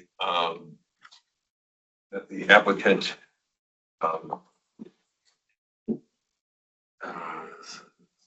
locates the equipment appropriately by the performance specifications and by the requirements by the mechanical installer of this unit, as well as provide a child-proof screen so that no fingers or limbs can go through the screen itself, and also be placed appropriately to give adequate ventilation, circulation of the unit itself. I clarify, do you need that screening still set 2 feet from the unit? It's whatever the mechanical engineer says, generally 2 feet minimum, so they can service around it, or it's up to them. I'm not going to design it for them because they can put it right up against it as long as those panels are removable and they can service it and put it back. Are you So making any recommendation on material or color for this fencing? the material color should be durable and to be compatible with a brick structure. That's a lame answer there. So, and it could be of any material such as masonry, wood, metal, whatever, but it needs to screen. Sorry, I'm getting way off. My modification is like a book now. So upon the roof, can I continue? You can continue. Okay. right. Upon review of the materials, the proposal was found to meet the requirements of zoning ordinance 3101 historical overlay districts. All work must be done substantially conforming with this approval unless the ARB approve an amendment to the approved plans. Can I say one thing? Can they come back for the screen, for us to approve the screen? I think they should. Or we can make it subject to staff review. Okay. That's why I was inquiring more specifics, because it sounded like if you approve a modification, it's gonna be, then staff's gonna review that, so I need like strict, a little more, probably a little bit tighter guidance unless you I'd trust. say, no openings, larger than, a child's finger. I know it's gonna be very. Understood. I think more so material color. Again, I think to be compatible with the building and the, existing wood fencing that's across the way. There's a wood slided fence. So the existing fencing is very much like that. Yes, However, we But it'd could be do a cross. horizontal? That's fine, yeah. I horizontal think and vertical. that'd be great. That'd Okay, be they're good. gonna They're climb gonna on climb it. it. Oh, yeah, I did. We don't want Oh, that. you don't That's want a the good kids answer, to good climb. answer. Well, no, there'd be, that Be would be able vertical, to but just climb. tighter, just don't find a wood. I mean, How about a board on board Thank you. I fence? was just gonna say So that. it has some depth to it and you can't stick your hand Yes, thank through you. it. Thanks for taking word. Board on board fence, Board which on is board what, fence, board on board fence material. Oh, I Design. see, yes. which is what that existing fence nearby is. Board, wood, fence. But board on board wood fence, compatible to the existing fence in the playground. Right there is one board on board there. All right. Thank you. All right. Hold on a second. Is there a second? Before we go any further. All right, Mr. Petty bravely volunteered a second. Mr. Johnson, do you have what you need, or do we need to maybe narrow that a bit? Okay, I have subject to the following modifications, that the applicant locates the equipment according to performance specifications of the manufacturer and provide a child-proof screen and be placed appropriately for ventilation. And for material, it should be durable and compatible with the existing structure, the building, and the existing fencing and board on board design. Yes, the existing board on board fencing. Thank you. Did well. You did a lot better than I did. All right, we have a motion and we have a second, and I think we have some clarity on what we have is modified. All right, all those in favor? Aye. All those opposed? Any abstentions? That motion carries. Thank you very much. Yes, it's stayed there. Yes. Okay, well, let's go to the next one. We have 5 commercial Sure. units. All right, next, ARB 2026HM00030 HVAC installation at 11432 Washington Plaza, W Suite 11432 in the Lake Ann Village Center Historic Overlay District. The applicant proposes the installation of mechanical equipment. Let's do this one. No, it's yours. All right, so this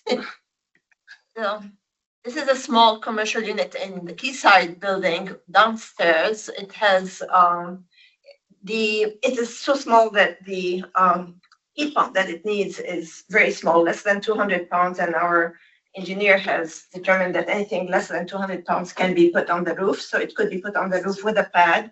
So it's very similar to the residential units, except it's going to have to come from outside and then have a penetration through the brick into the building. And go ahead. I think. You can have the pictures. Picture. No, that's Chibu. Yeah, it's supposed to be in that thing. Where's the You said- application? That's the application that we submitted. You said it has everything in it, it has the pictures. You sent it to me. Okay, hold on. Scroll down. The slides, but this So is, say this what? does say residential. Oh, Are we on the same one? then, yeah. Okay. That shows you, it shows you the roof plan where it is.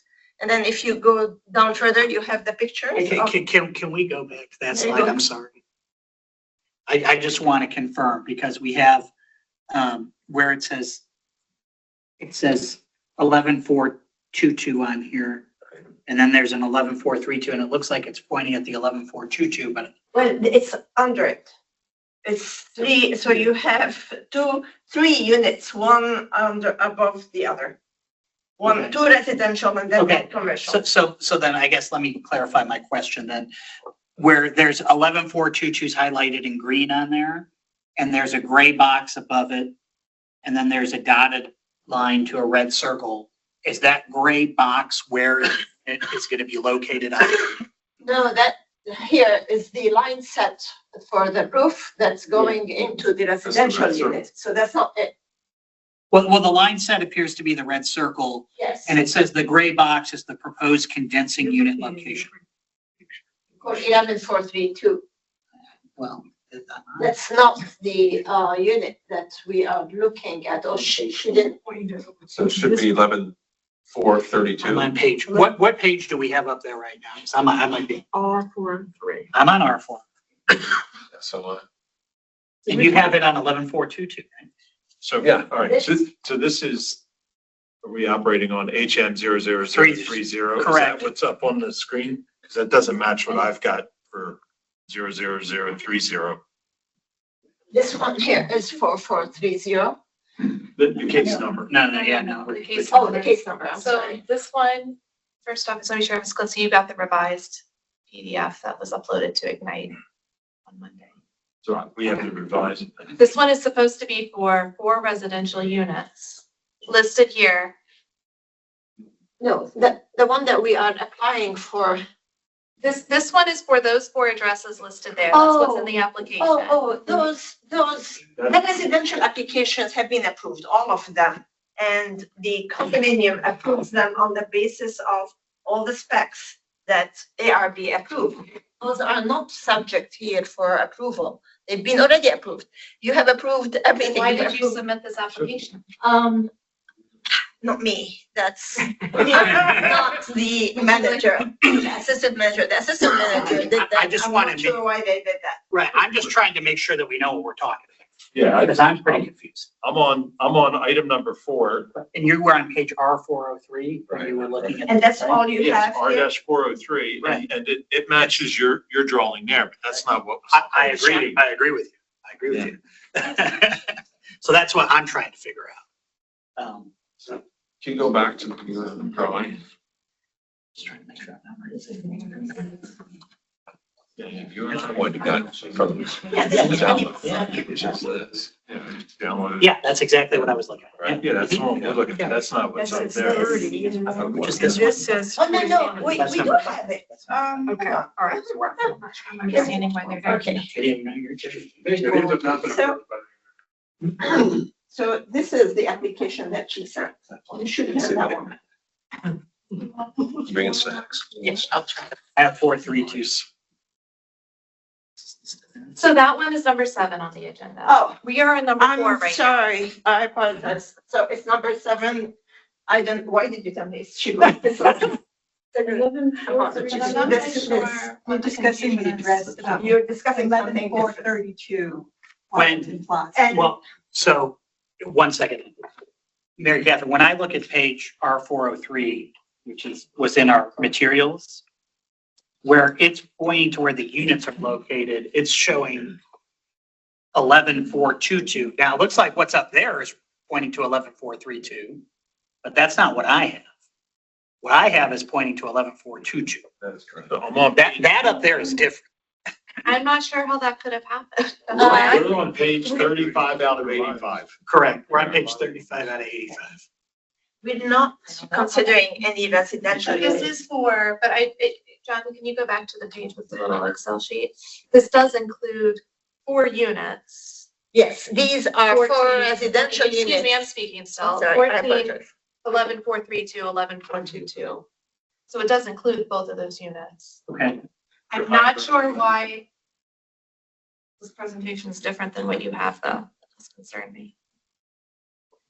Yeah, so I'm just trying to figure out then which,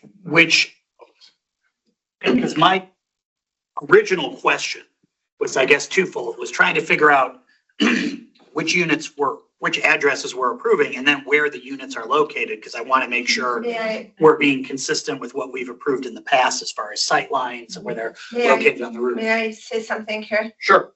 All of these residential units in Chimney and Quayside were all approved by ARB on condition that they all follow the same specs that ARB did approve. And so once somebody applies, the condominium makes sure that the contractor abides by the specifications and follows all the rules. So there is no new application for the new owners. I'm not sure why these who are applying now. Okay. Because they all go to the office checks them out and then approves them on the basis of what ARB has approved. This was the approval from the start so that we don't have to keep coming back every month to reapprove 2-3 units at a time. So all residential units at Chimney and Quayside have been cleared from the start. And we've been doing them one by one. This here, every time we apply to Fairfax County, we send again everything that ARB has approved and submit that document to Fairfax County. So I suppose this is the mistake that the admin did. It doesn't have to come to you. The agreement was the I'm not sure that that's entirely accurate, ma'am. I do think we in general approved where on the roof units could go, but I don't think we made like a blanket approval that nothing has to come back to us then. I don't, unless I'm misremembering something. If someone could feel free to correct me. I think and that's why I was asking the question that I was asking, to make sure that these units are being placed consistent with what we've done in the past, to make sure that we're being consistent with that. But Mary Catherine, you think you figured something out?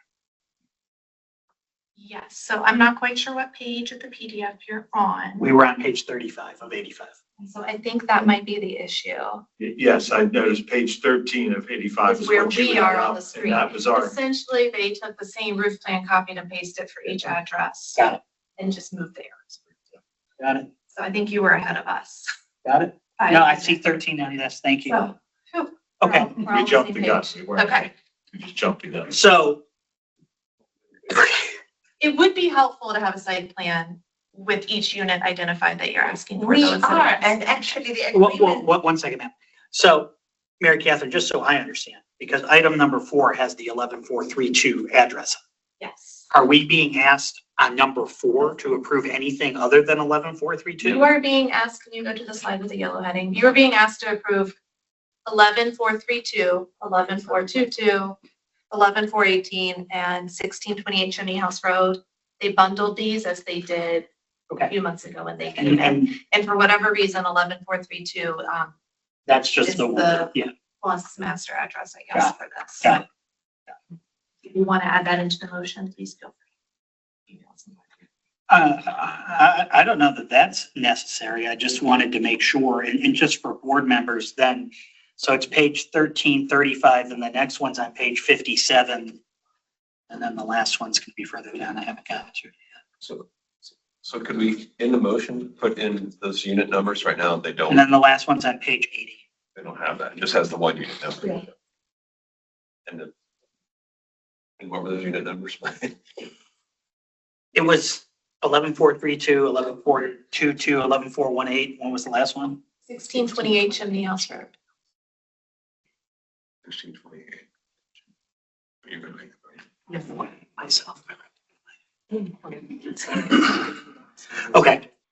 All right. And ma'am, my understanding is that you're representing that these are located consistent with what the ARB has approved in the past. Correct. And as far as any conduit that's going to be running, is there anything different than what we've approved in the No. past? Exactly like all the other residential units that have been approved.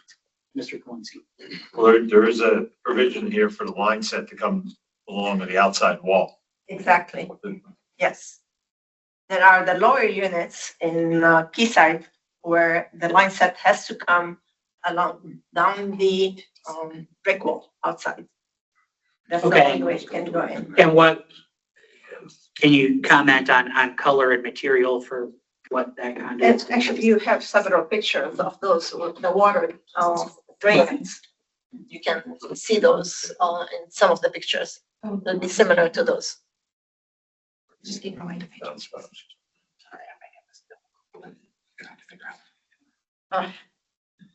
You're going very Pulling up the quickly, so site if you plan. could. Here's the site plan with one that goes down at the side for you. Thank you. Page 59 of 85 has some information on it with regards to the line set covers. Thank you.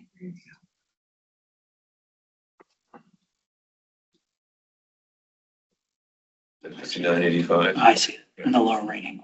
Yeah. Okay. That answers my question. Sorry to hijack that. Do any members of the public wish to comment on this presentation? And then do any board members have questions or comments, since I have kind of asked quite a few, but feel free to chime in.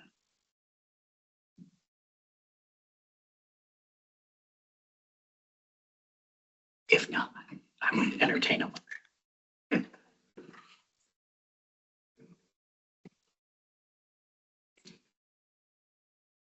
Ms. May. Well, we'll approve it this way. Do you feel strongly that you want to include the addresses of the other Yeah, units? yeah, we Okay. definitely should. Okay, my cheat sheet. Sure. All right, perfect. Cherry Bay handwriting, so it's Cherry House. Okay, so all Chimney of the House. four. Okay, got it. Washington. All right.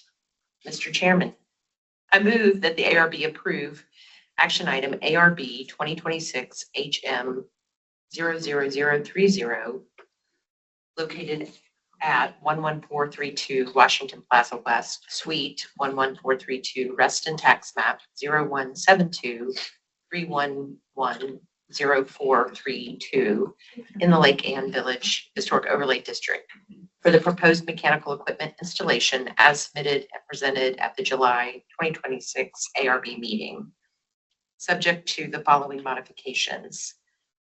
That the approval is restricted to 4 residential units, not solely 11432 Washington Plaza, but also 11422 Washington Plaza, 11418 Washington Plaza, and 1628 Chimney House Road. Chimney House Road. It doesn't, the Chimney House Road one doesn't have a line outside that. Upon review of the materials, the proposal is found to meet the requirements of zoning ordinance 3101 historic overlay districts. All work done must substantially conform with this approval unless the ARB approves an amendment to the approved plans. Thank you, Ms. May. Is there a second? Second. Second by Mr. Plumpy. All those in favor? Aye. All those opposed? Any abstentions? That motion carries. All right, action item number 5 is ARB 2026 HM 00029 HVAC installation located at 1613 Washington Plaza in the Lake and Village Center Historic Overlay District. The applicant proposes the installation of mechanical. This one is a commercial unit and the contractor will show it to you. But I will add just a footnote. I was here when you guys approved everything and we have the document that says all of these, as long as those specs are respected, are to be approved by the office. I don't know why the office sent that to you. I'll check that out. But basically, we can send you that document that you guys signed. Okay, so we're proposing, 1 2-ton heat pump condenser and 1 2-ton ceiling mounted indoor unit. If you can go forward. The proposal. All right, so this is the roof exhibit. So that's the one that you have changed here, okay? No, this was different. Okay, so this one is the Beauty Bar by Dina. 3-inch condensing pad. The dimensions are there as well. We are moving it towards this vent structure so that it could be kind of like a visual screen, so that therefore people on the plaza side won't be able to see it. If you can keep going to the next one. This is just like existing conditions for where we propose to run the line set. So the existing brick pier, there will be no structural modifications. You can go to the next one. Other than, so this is our line set, our proposed rooftop condenser will be up there and the line set runs down. We're proposing cutting into that vent, the first one right there, to accommodate the line set, and then we'll weather patch and seal it properly. Go to the next one. So this is just a mock-up of what the line set will look like. Again, it'll be the cream color. This is not the color that it'll be. It'll match the building envelope.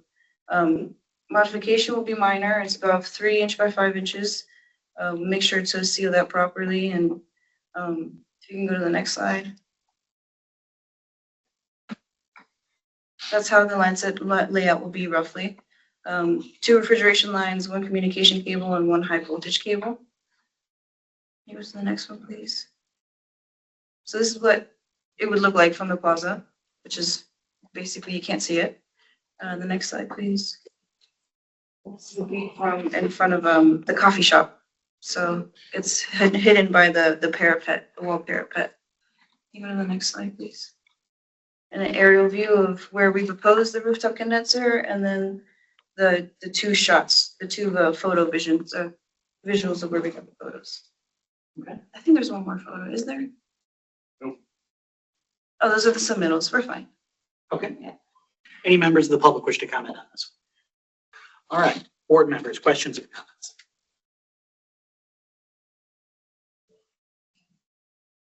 Or a motion? Mr. Kalinsky.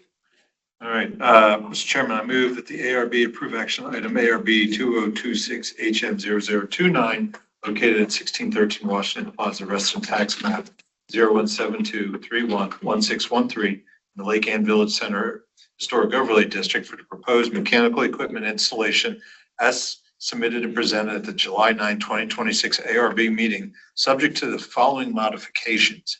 The line set be colored dark bronze or black to match the existing window colors. Upon review of the materials, the proposal is found to meet the requirements of zoning ordinance 3101 historic overlay districts. All work done must substantially conform with this approval unless the ARB approves an amendment to the approved plans. Thank you, Mr. Kalinsky. Is there a second? Ms. Mangum seconds. We're good with that modification, Mr. Johnson. All those in favor? Aye. Aye. All those opposed? Any abstentions? That motion carries. That brings us to our 6th action item, which is ARB 2026 HM00031 HVAC installation located at 1611 Washington Plaza in the Lake Ann Village Center Historic Overlay District. The applicant proposes installation of mechanical equipment.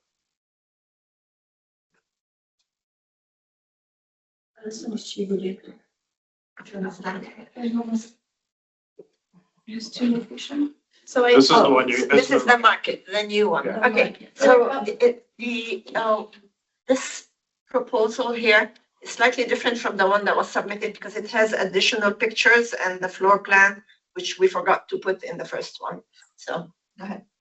The market, no. This is a question for the chair. She brought additional materials to the meeting that she would like to include in her presentation today. Is that okay? I think it's fine, and then we will just determine whether or not we have enough information to approve or not. Okay.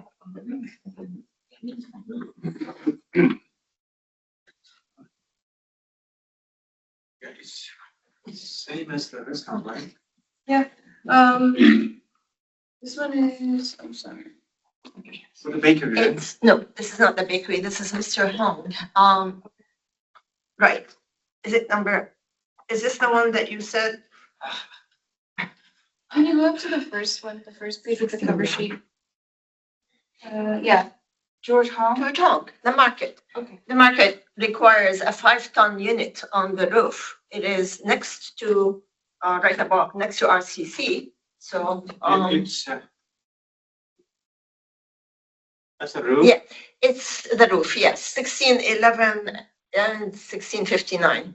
Correct, it's a double unit.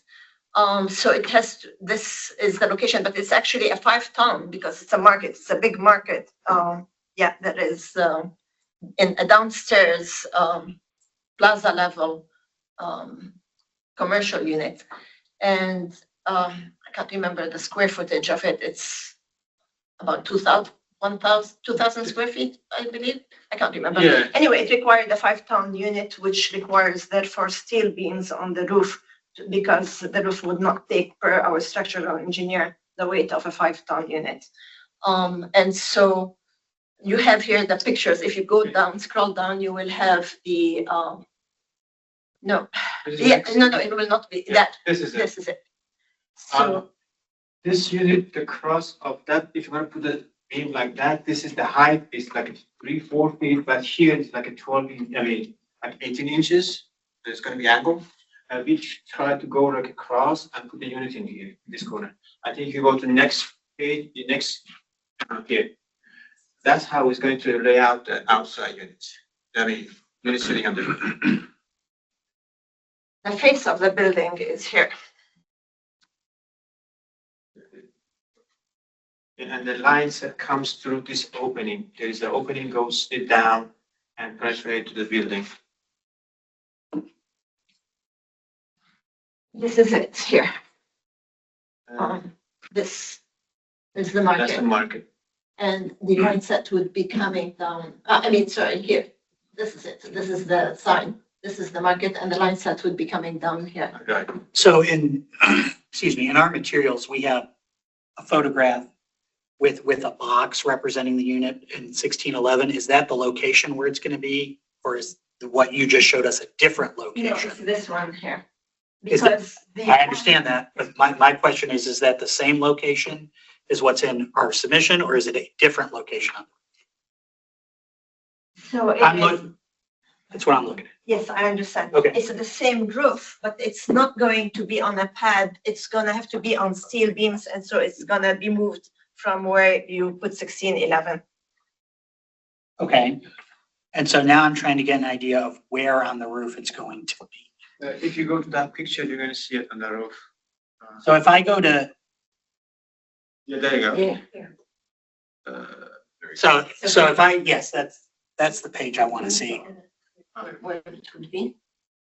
Building. Is that page where the gray box is above This one 1611? here. Yeah, is that accurately depicting where the unit's going to be? And no, the unit is going to be here. Yeah. Okay. And why is that? I'm sorry. No, that's fine. Mr. Plumbing. And, excuse me, why are you moving it? And Actually, I'm sorry, Mr. Plumbing, before you ask your I'm question. sorry. I have- Oh, ma'am, 1 second. Yeah, Yeah, okay. I'm messed up. This is the front. This is the front. This is the back. Do any members of the public wish to comment? Yes, ma'am. I'm a little bit. I'm sorry, ma'am, before you start, could you just please state your first and last name and spell your last name? I'm Dearborn. I'm one of the owners in Lake Canton Condo Association. And we're just here sort of, to hear what was going on and all that, but I am concerned about locating this large heat pump at an angle on the roof, whereas all the other heat pumps are parallel to the party walls. I think that's going to look very haphazard. I also have a concern about the line sets, that they're pretty visible. This is, facing public plaza really. And if you have off-white line sets running down on tan brick, I think it's going to stick out. So I would just ask you to consider those two things. I'm not opposed to the idea of heat pumps. The owners in Quayside and Chimney House have made it really clear that's what they want to do. And they've been going through all the hoops, but just consider the orientation of this particular unit and the color of line sets, especially if they're not running right parallel to a downspout. If they're parallel to an off-white downspout, okay, but when they're just running on brick, it's going to be pretty conspicuous. All right, Ms. Dearborn, thank you. So, ma'am, so my next question is, you have some photos that we got of that gentleman there. Thank you, Jonathan, if you could go back. and it's showing whether we could see the unit or not, but I'm assuming that's based on it being in the middle of the roof. Do we have any photos that would show us whether or not that unit's going to be visible based on where it's going to be placed? Picture. The problem with that here is that you do not have this over here that can allow a steel beam to go this way. And therefore, then you would need to have, it's not possible. It's just not possible to have a steel beam in that direction. And so that's the only way it can be put. And if you put it further back, then that steel beam is gonna have to be on this here in order to be able to rest on that. So that it's not on the roof. This is vinyl. This is structural. This is structural. You have to have these here, and that's the only place where we can place it. Oh, well, okay, ma'am. Well, let's assume that that's true just for the sake of this discussion. But my question is whether or not we know whether that unit's going to be visible from the public plaza or from anywhere else based on where it is. It's not. Yeah. It's gonna stay away at least 12 feet from the edge of the corner of the roof. And Well, it looks like it's right on the edge of the roof in that. Yeah, it sure does. And it's on beams, which that doesn't show that. Yeah, I'm sorry, that's Mr. Poppy. Go ahead. Yeah, I guess the key thing is the reason why, I don't see why you could not put the beams from the front to the back of the building straight up, as opposed to at an angle. Right now, your metal beams are at an angle, right? The 21 and the 17 lines, there's two blue lines. Why not just put it front to back? It's more steel, more money, I understand that. However, it allows you to slide that HVAC unit anywhere on that roof, on those rails. Why not just, so you can put it in the middle of the roof where it was originally set? You do not have. I mean, it looks like you can do it. the height of this is not even with this side. You cannot put beam across like that to stay level. Well, ship it up on the one end. Bring this up. This here If is it's in the middle of the building, it can be, that air conditioner probably can be 5 feet tall, and no one's gonna be able to see it because it's such in the middle of the building. Now it is on the edge of the building. You're not going to be able to see it because if you go back to the gentleman that's standing there, yes, here. This is a very narrow pathway, and there is, even though it will be here in the back here, you will not be able to see it because it will be, you don't have that much of a distance here. You have an alleyway here, and behind it, the coffee house. It's not like the plaza. It's not the large side of the plaza. The plaza is over here. Well, ma'am, one second. Before we go any further, I just kind of want to inventory my board members. Do we think we have enough information to approve this right now? Because I don't want to keep discussing if we don't think we have enough information, which is probably where I'm leaning, but I don't want to speak for the board. Okay. Ma'am, I think you're getting some feedback that we probably don't have enough information. We can vote to defer it, or we can vote up or down on it if you want us to, but I think what we're saying is we probably don't think we have enough information to approve this evening. Yes, sir. Mr. Chairman, you should say that we're off next month so that they know it's gonna be a two. Right, and so, we are off next month, so our next meeting is in September. What's the suggestion about that beams on the roof? I want to know this. Well, sir, and if other people want to comment on that, I'm not. My issue is I'm not even there yet because I don't feel like I have enough information to understand where exactly this is on the roof, whether it is going to be visible or not. I don't feel like I have enough information. I do have some concerns about the conduit, but although I think that can be easily fixed by a modification to the motion, we can specify what color it should be and make sure that that's okay. But me personally, and I'm only one vote, I don't think I have enough information to approve this. That's just where I am. So. But if other board members who are a little bit more smarter than I am, they can answer your question about kind of where on the roof they think this unit could be. I don't have a problem if Mr. Plumpy or others, Ms. Orr. I have a suggestion to satisfy probably a structural engineer offering options, and then we can see heights and stuff like that. Do you think that would help? It may, but because right now it's a piece of tape in my head. It's not a structural element. It is. Yeah, and I'm sensitive that this is a different unit and it may require a different location and that very well, I get that. But I just think we need a little bit more about understanding where it's going to be and what the view shed is going to look like and what's possible as far as locations on that. Right, because I think a structural could offer you other options, possibly. Two things is possible. Either make a hole under this wall, this line, to push the beam through that wall to make a level with this, or raise this up and then put the unit on top. I'm sure it's gonna be visible from everywhere. Sure. Yeah, yeah.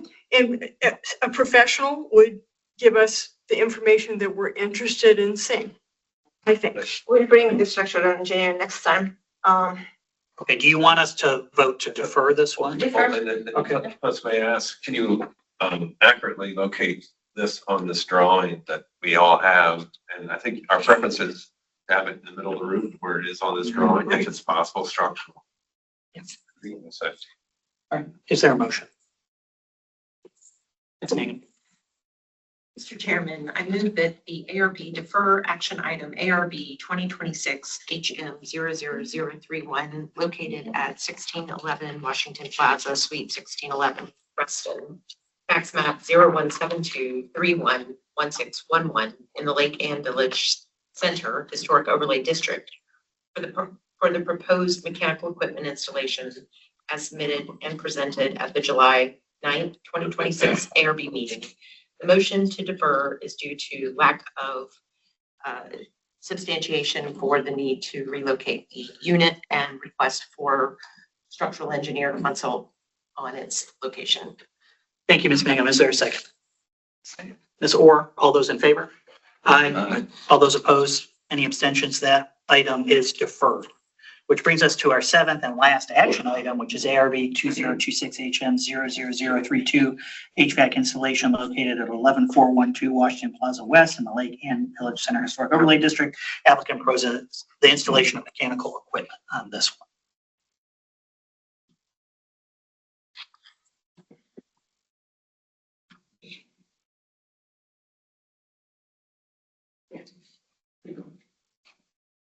So this is a small commercial unit in Quayside, in the Quayside building, which requires, was it a 2-ton? Yeah, 2-ton. 2-ton, a 2-ton because it's a very small commercial unit, and so it does not require steel beams. It can be like the bookstore, be put on a pad. And however, because it's downstairs, it will need a line set coming out the brick wall from the back and the cover line height, as with all the other units that have to have the penetration from the outside. That's the roof.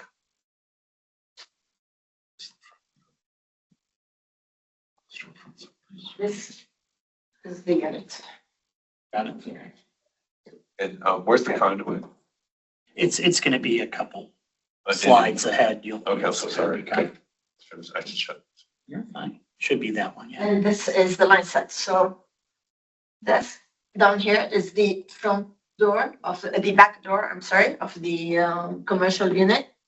And this should be going from the ceiling, because that's where the units are, the indoor units will be. So it will be going through the brick here, and there will be a line set covering it. And that's the back door to the units. Thank you. Any members of the public wish to comment on this? Well, again, I would comment on the color of the lines. If it's, just on beige brick, I think it's gonna really stick out. Thank you. Yes, ma'am. All right, members of the board, questions or comments? Mr. Plumpy. Yeah, just real quick. I think we should do it in bright yellow. That's strong. No, I would say if It's we not could. yellow, it is Yeah, just. I think black is the right approach because this is the front of the building, correct? No, this is the back. But still, you got all the mullions and everything that's black or bronze, wherever the color is. When you people have agreed from the start to have it green colored with Yeah, the I water guess- spouts, and we have several water spouts throughout the entire building with that green color. And so to change it will now look very strange because all chimney and side have water lines, water sprouts that are cream colored. And that's in your specifications that you have approved 3 months ago. you are talking about some approvals that I may not be aware of, because I don't remember specifying everything was Promise to pre. get it to you. I will promise to get it to you. That Okay. entire thing that you guys have approved.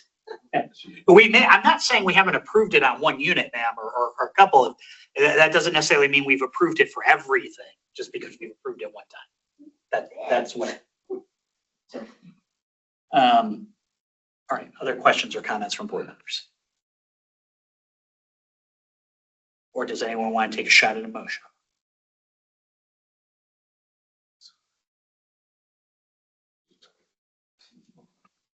Mr. Chairman, Mr. Plumpy? I move the ARB approve action item ARB 2026 HM 00032 located at 11412 Washington Plaza, West Suite 11412, Reston Tax Map 017231110412 in the Lake Ann Village Center HOD for the proposed mechanical equipment installation as submitted and presented by the at the July 9th, 2026 ARB meeting, subject to the following modifications: that the conduit covering to be dark brown and black. Upon review of these materials, the proposal is found to meet the requirements of zoning ordinance 3101 historic overlay districts. All work must be done substantially conforming with the approval unless the ARB approves amendment to the approved plan. Is there a second? Ms. Orr seconds. All those in favor? Aye. Aye. All those opposed? Any abstentions? That motion carries. Thank you all for sticking with us. We appreciate it. All right, that takes us out of items for action and into items for workshop. Our first workshop is ARB WK 2026 MV 00012 Screen Porch Edition at 2203 Martha's Road in the Holland Hills Historic Overlay District. The applicant proposes a new screen porch addition, and Ms. Kelly represents the application. Ms. Kelly, good evening. Good evening. Thanks for making it there. Oh, my pleasure. As you know, I'm Christine Kelly, the architect for the project. I'm here with my client, Dave Sumwalt, tonight. His wife, Sarah, couldn't make it, but they just purchased a home on Martha's Road, and they're happy to be putting down roots just one street away from where Sarah grew up on Popkins Lane. And this renovation is part of their long-term vision for the property.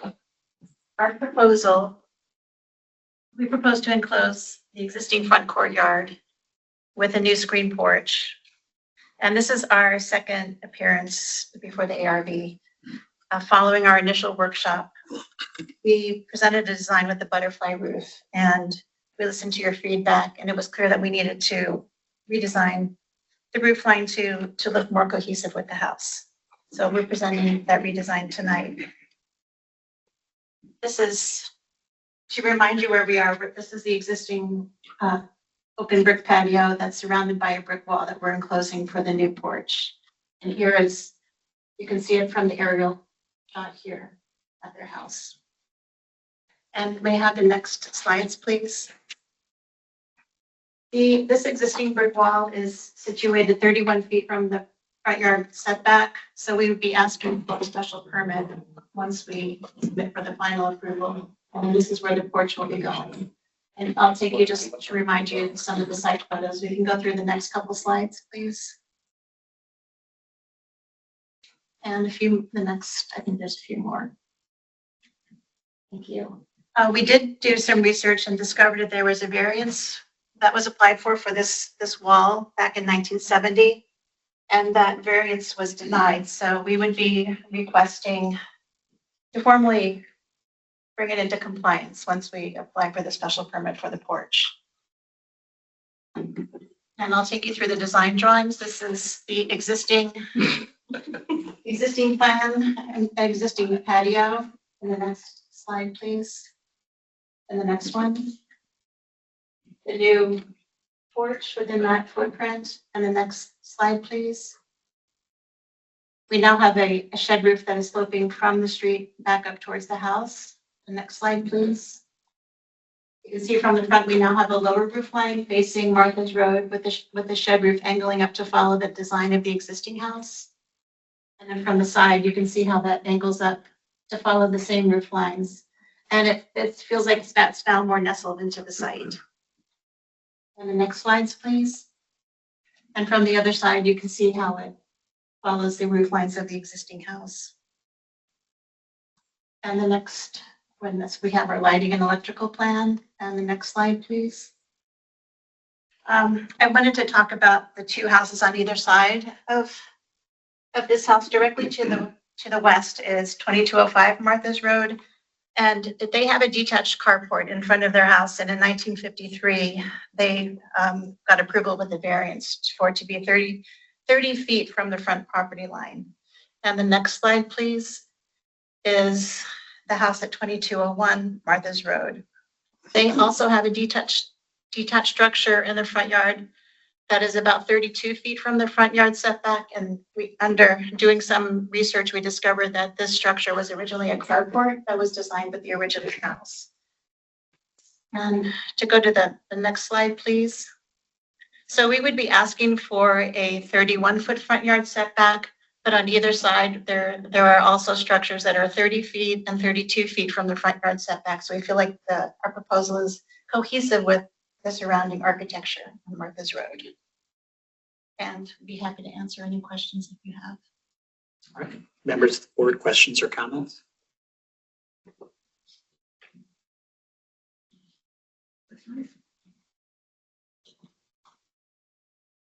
Mr. Plumpy. Sure.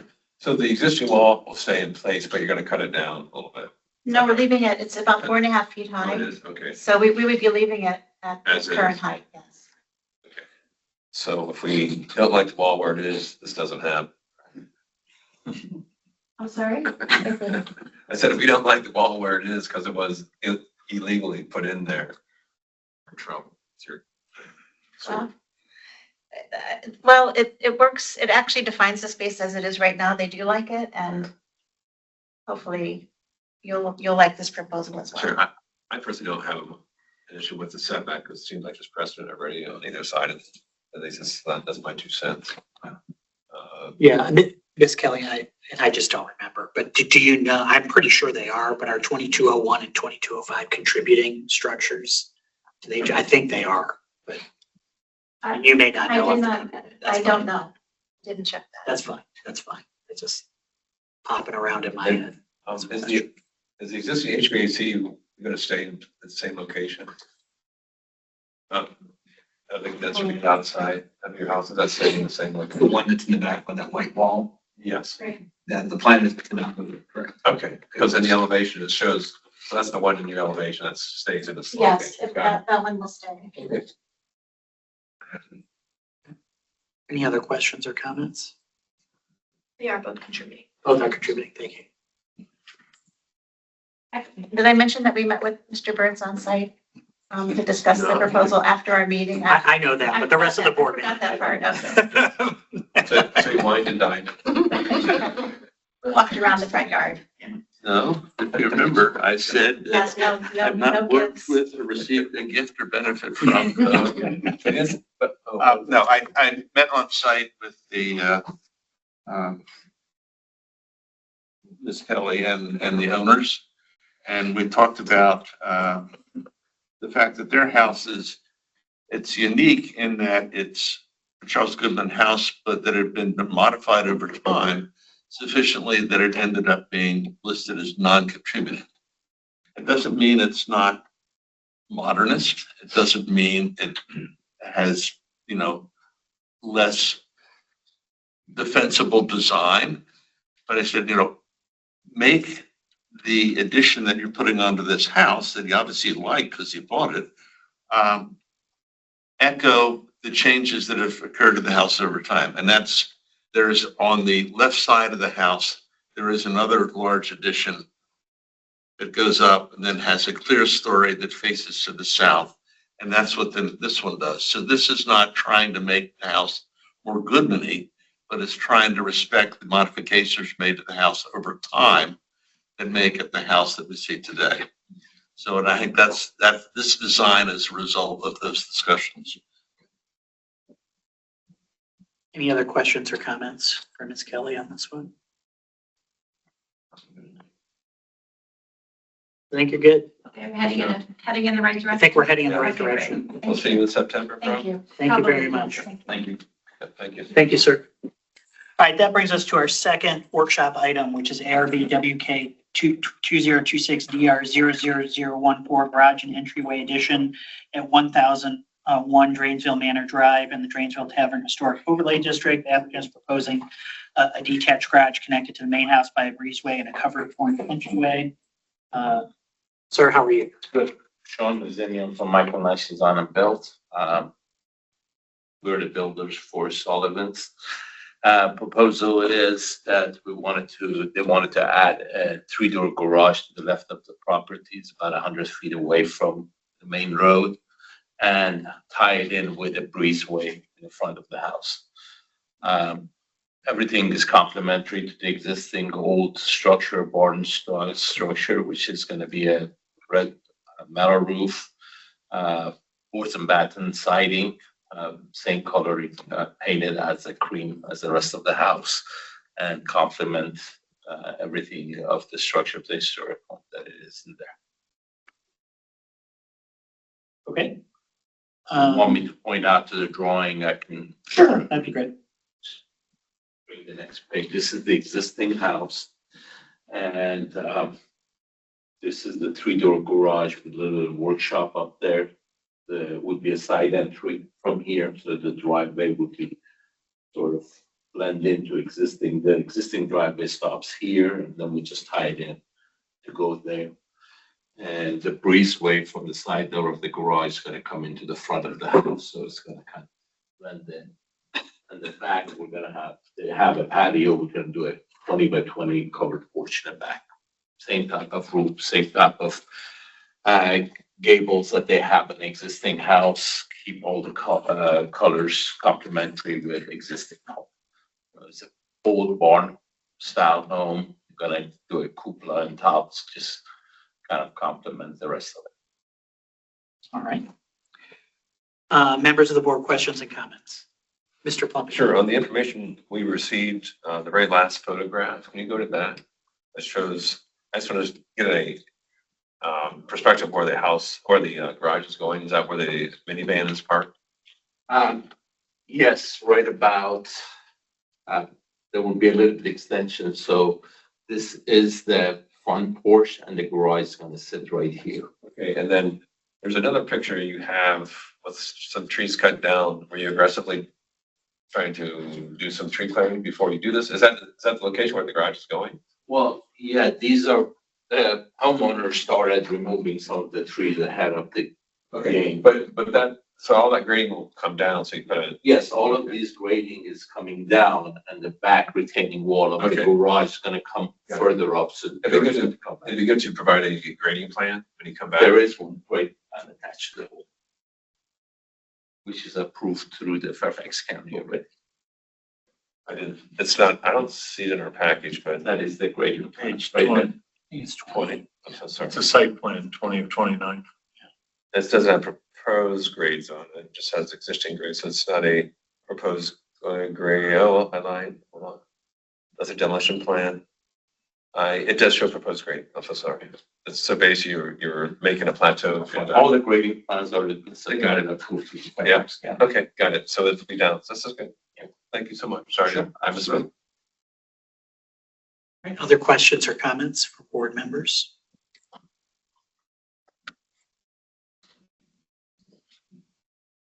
I think Mr. Kowinski, yep, you're good. I think it would be helpful, I'm looking at all the photographs. Sorry, just running back, I'm seeing the proposed right side elevation, which is the front garage portion. Proposed covered porch elevation, I'm trying to, here we go. Okay, so there is a front elevation which has the building in total.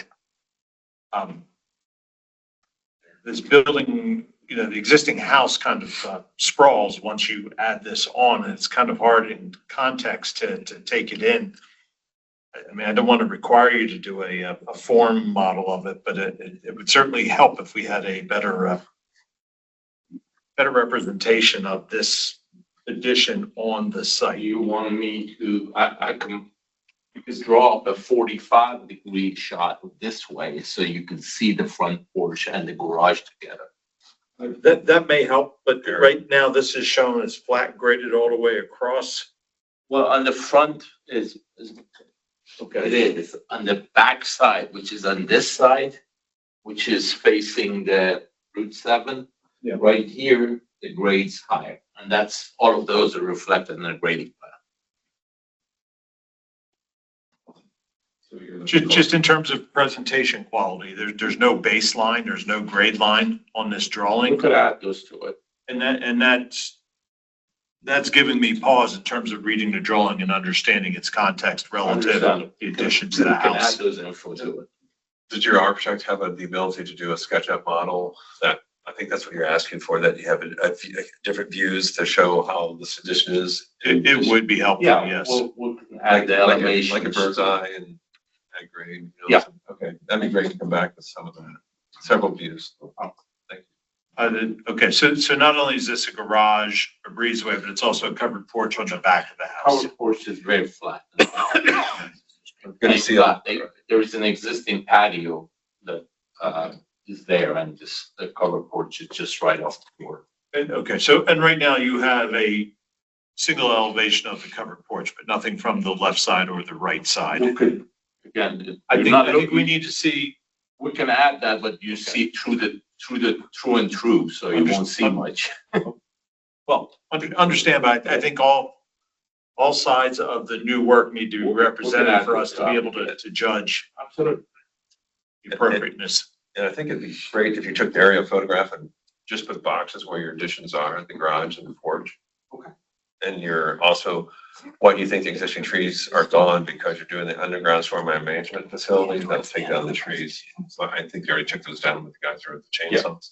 Just kind of modify the Well, existing. that was the previous, or Yeah. everything's been grinded down, so. it's- Okay, just get us more clarity. Existing house. Any other questions or comments? One is, if this goes for September, board review, when is the deadline for it? I can follow up with you via email. It's 3 weeks before the meeting date. Okay. My question is, the board wants to see this in workshop again, if you're ready for it. I think it depends what we get in an application. I would love to see the elevation of the existing on that sheet of paper, lighter, but no, not that view. Not that view, there. So, if I'm stepping front of back, I can see the house and the garage. You can get a better sense of, Well, that's what I said. Yeah. I'm gonna give you a 45-degree to take it back to the front. I will give you a 45 so you can see the front porch and the garage again. Would also be helpful to have pictures all the way around the house. Right now, I'm just seeing the picture where the trees are being cut down. That's the only picture that I'm seeing with the actual house. And the very last picture in the thing has a portion of the back of the house. We can add, Clear pictures of the house would be helpful for context.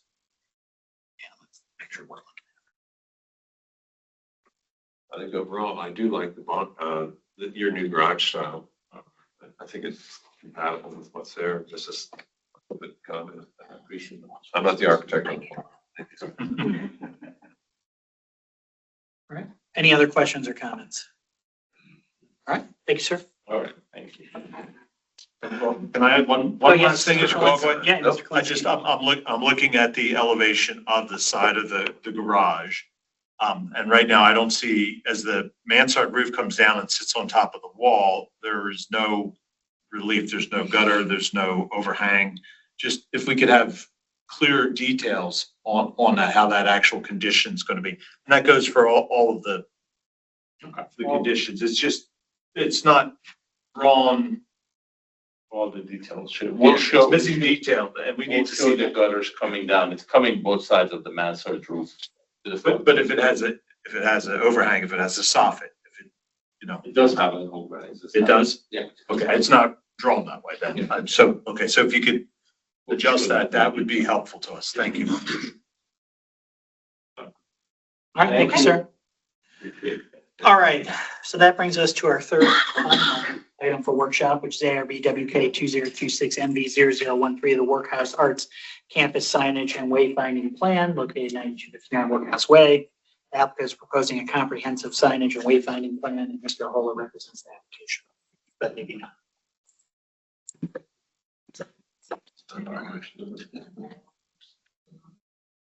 Good evening. Hi, Brian Ahola with Ashton Design. Jenny Hoffman, Ashton Design. Thank you for giving us your names for the record. We appreciate it. So we're back for our second workshop. So we have revised based on some of your feedback and expanded as well and added more. So we're gonna go over the feedback just so it's fresh because it's been a bit, and Sure. then we'll go into what we updated. Okay. So I think you just continue on a couple pages. To, let's see, you can skip ahead. And this is just a recap of what the project goals are, but it's basically the same as what we had last time, so you can continue on. And then, so key comments on the digital signage. So there was a note about considering a different location for the digital sign, so it wasn't as close to the existing monument sign. So we studied some location options for that, and they're proposing one location. And then another comment was about avoiding the commercial shopping center feel and trying just like a revision of the design slightly with the logo at a different location. So we've studied A little higher, yeah. And to have it feel less boxy. So this is the updated design that we're proposing. So some of the changes are that we've moved the logo to the top. We've also added a metal mesh section at the top to make it feel a little bit less imposing, so it doesn't feel like such a large mass. And then we're also showing an added lighting element to the top section. And we've revised the size of the digital screen slightly. So previously it was 7 feet wide and 14 feet tall, and now it's 7 feet wide and 12 feet 5 inches tall. And then you can see here that's showing some different views, like what it would be like if there was advertisements or if there was potentially art on the sign. And then on the next page, we're showing some examples of the lighting. So the top portion with the metal mesh would have a lighting element. And then also the logo itself would be illuminated, and then the screen. And then this is the updated proposed location. So it's further south on Ox Road. And the original location was roughly here, and we've moved it to here. So it's currently shown replacing an existing like wooden sign structure. It's like a wooden wayfinding sign. Yeah. And so if you go to the next page, there's a view of that. You can see where the sign is now. Yeah, so there's We removed that yeah, from. so there's some existing signs, like there's one here and then another one here, sort of replacing that. And we want to move that brown one. On the state sign. Yeah, so on the next slide, we're gonna have an image of that showing with the road sign moved forward a little bit. So that would be, so it wouldn't obstruct the view so Yeah, much. then the chain link fence, do you have to move that back? Or is that I don't already think so, got no. Space. I don't think. the I mean, chain- we wouldn't object to that, but. Yeah. I know, I just asking. I drive by here a lot. That's- And then the next slide has a view from the other direction. And if you zoom in, it should show better, but the logo is kind of. It's right by the, did you check your utilities that you can put it there, underground utilities, what the dry utilities, the power and all that? I think we need to review that, but. Please do that right away. Because I don't want you to get your hopes up. But I think the location is better than it was before because you're not taking down the other corner sign, right? That's Correct. existing. Yeah, we wouldn't change that. We explored it originally, but we would have to move the corner sign and this. Yeah, that's dollars and cents. it looks like these are the ends of the slides for the digital sign. Yeah. And so I'm gonna say maybe we should comment on each section, because I think that would be a little bit functional and timely, and we'll remember we Is that we okay, want we to say. interact? Of course. So let's, yeah, so any comments about the digital sign, let's do them now, and then we'll move on from And it's two-sided or three-sided. Is it a triangle? It's a Wedge. triangle, it's a Wedge. wedge, just so that you have better viewing, I but got you're only gonna see two of those sides. The third side. North and south, I'll see something. Okay, good. there. Okay. Mr. Burns, and then Mr. Yeah, Burns. if you could go back to the car, person, and sign image, which is fairly close to the beginning. You're doing it, there you go. You said it was 12.5 feet tall, but it looks like it's 3.5 or 4 feet higher than the person, times higher than the person. So what is the scale off there, or is the dimension you gave us? There's dimensions on the previous page. The overall height of the full sign is 20 feet, but the digital display portion is Right, so 7 feet this wide. sucker is 20 feet high. Yes. Okay. And you said that it was shorter than the previous version. The What you digital, said was the 14 digital feet high. display portion, we made that shorter from last time. Okay, but is the overall sign shorter? It's the same as what we showed It's last. still 20 feet high, but the digital portion is smaller.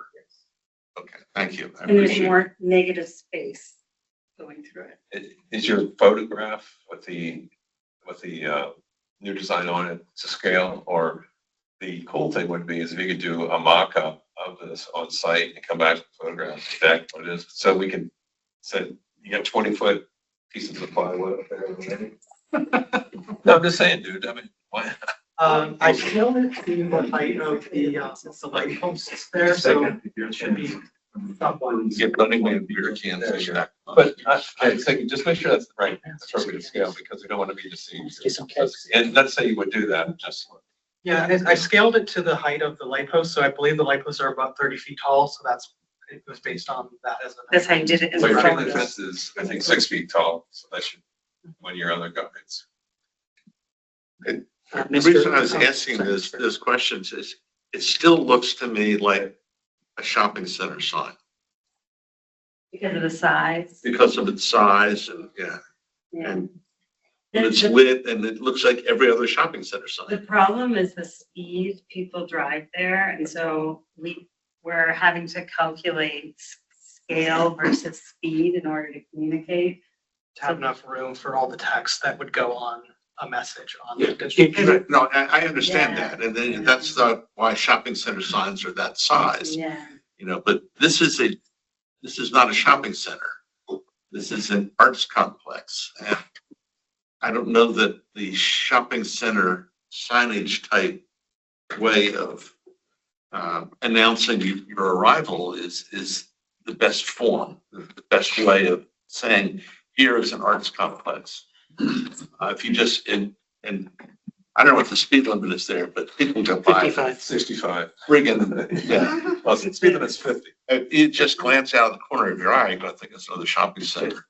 You know, because even at speed, being able to perceive and read that stuff, it was better at the other location at the stoplight because people would be stopped and you could actually maybe look at it. But when you're whizzing by there, reading text and stuff like that, keeping track of the car, and it's 3 lanes, if I remember right.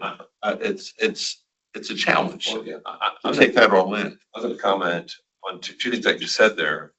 That stoplight, I drive that road a lot. It barely changes because there's not a lot of people going off of Morton Road onto 123, so it's usually green a lot. So that's maybe not a starter. But one thing you said last meeting, Mr. Burns, I remember you saying, and I think I added on to what you said is, like you have a series of smaller signs to go up. Vermishade signs. I'm sorry, what do you say that? Vermishade. Vermishade signs. So that's you have that chain link fence. So if you could graduate, graduate to this sign. So I think it's a creative design solution because I agree with Mr. Burns. You're flying and say, this is it. But it'd be great if you had some smaller monuments or signage or whatever you want to call it that you come to this. At the end, maybe this can be smaller in height because you've already introduced it 500 feet down the road or whatever the distance is. Right now, if you go there, they've taken colorful plastic or something to get some swirling, some screw designs on it, which by God, they finally, and you look at it, hey, there's something on that fence, and then, oh, no, here's this. That's a very crude way of doing it, and then Mars did it, but something to consider. I think that would be, I kind of like those smaller little signs. Well, I guess to play devil's advocate a little bit, Go ahead. to maybe Mr. Burns and Mr. Plumpy, if people are rolling by there at 65, and I live in this area, not that I would ever drive that fast, are they gonna see those smaller signs going that fast? Well, it depends what they're like, it depends how often they are and what, are they brilliant colored, are they something? Or at night, you're gonna see something, I mean, just, I don't know, it'd be interesting to see a concept like that. And we are, and later in the deck, smaller temporary signs further on that we'll talk about as well. But they came to us asking for a digital sign because there was so much clutter and they're trying to relieve the clutter. So this is trying to be one moment, grand moment, instead of a whole bunch of what they call mess. So that's that's the desire behind the digital sign. That's the design challenges. You have the digital sign as your fine ending point, but what's your introduction to that? I think you guys are very creative. I know you are. And I think we did something that can be, it can be even done in the landscape, we do it a lot. It's like there's a series of, there's a hedgerow, there's a repetitiveness to take it both and get to the final thing. Yeah. Just, No, I think, we're not asking for clutter. We're asking for an introduction that maybe that sign can be sized down a little bit. But then, even if it isn't, at least you have a chance. There's a element that says you're coming to something that you want to kind of slow down because you've already got slowed down 500 feet away with your first introduction to a monument or is it the something. height specifically that's giving you pause? So if it was wider and lower, we can't be too low because of trucks and what have you.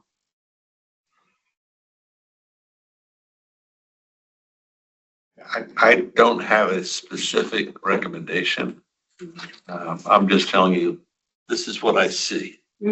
This is what I perceive if I were to go whizzing by there. Essentially the speed limit. It'd be interesting if you went down to the giant shopping center just down the road here and see what the heights of their, supermarket sign is, their shopping center sign. Yeah. That's has a lot of stuff on it. I go there almost every weekend. I live 8 miles from here. And it'd be interesting to see what that is and compare.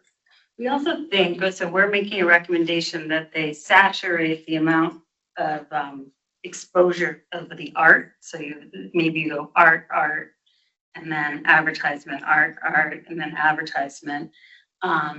So that it has a exciting dynamic. Thank you. Sure, the content would make it feel Keep in so. mind, those panels that I'm talking about along 153 could be pieces of art that that can be interchanged every 6 months, a year. Right. They try to do that in the back end of the property with the design panel. So kind of move that forward to 123. I think you'll get some attention, and then boom, you come to this digital board. Mr. Kalinsky. I was going to ask, what the third side that we don't see, what is the composition of that? What material is it? Is it this perforated metal or is it the? It would probably be perforated to get the heat out. Okay. There's not a view of it from. We didn't include that. No, I mean, there's not a view from as a. But as you're walking by. Actually, we go to the plan view that if you showed. Yeah. Or on site, the chip and site view, like we had that red dot where there was. Yeah, so you're there's not nothing there. walking behind it, so. Okay. Got it. You could see it, but okay, so it's utilitarian. Okay, that's, I'm just curious. Simple. For that. I like the image that has the artwork on it. To me, that gets away from the advertisements. from the retail feel Now, obviously, you've got to advertise some, so the Bunny Man sign right there, Oktoberfest. But if the artwork were predominant, you know, in the cycle, I imagine it's going to cycle through different Yeah. pictures. And then we're going to slow it down so that, you know, no one has a jarring reaction. So hopefully every time you go by, it's, oh, it's a different graphic. I think it's cool. I mean, if the budget was there and you had a series of these in a row, kind of like the Burma shape, you know, But they don't have to possibly be increasingly electronic. smaller, They don't have to be electronic. They could be, you know, static. they could be static, yeah. I mean, But- theoretically, you could not have the top piece and it could just be the simplicity of this structure. I like the top. piece. But we thought the top piece gave it a graphic Well, it says Feel. that's your destination. to your destination, No, so. I like that part. I mean, I think that announces it. Keep in mind, you may have landscape in front of it, or, you know, it's not gonna be just like a dead zone. Could have 2 feet of landscape so that shrink the height visually a little bit, perhaps. And grading wise, I think this is up higher than 123, correct, already, grade wise? Yeah. That's important. And you have a section or something that shows the grades? Not currently. Okay, but that'd be good to do, so that we have a perspective of what it is.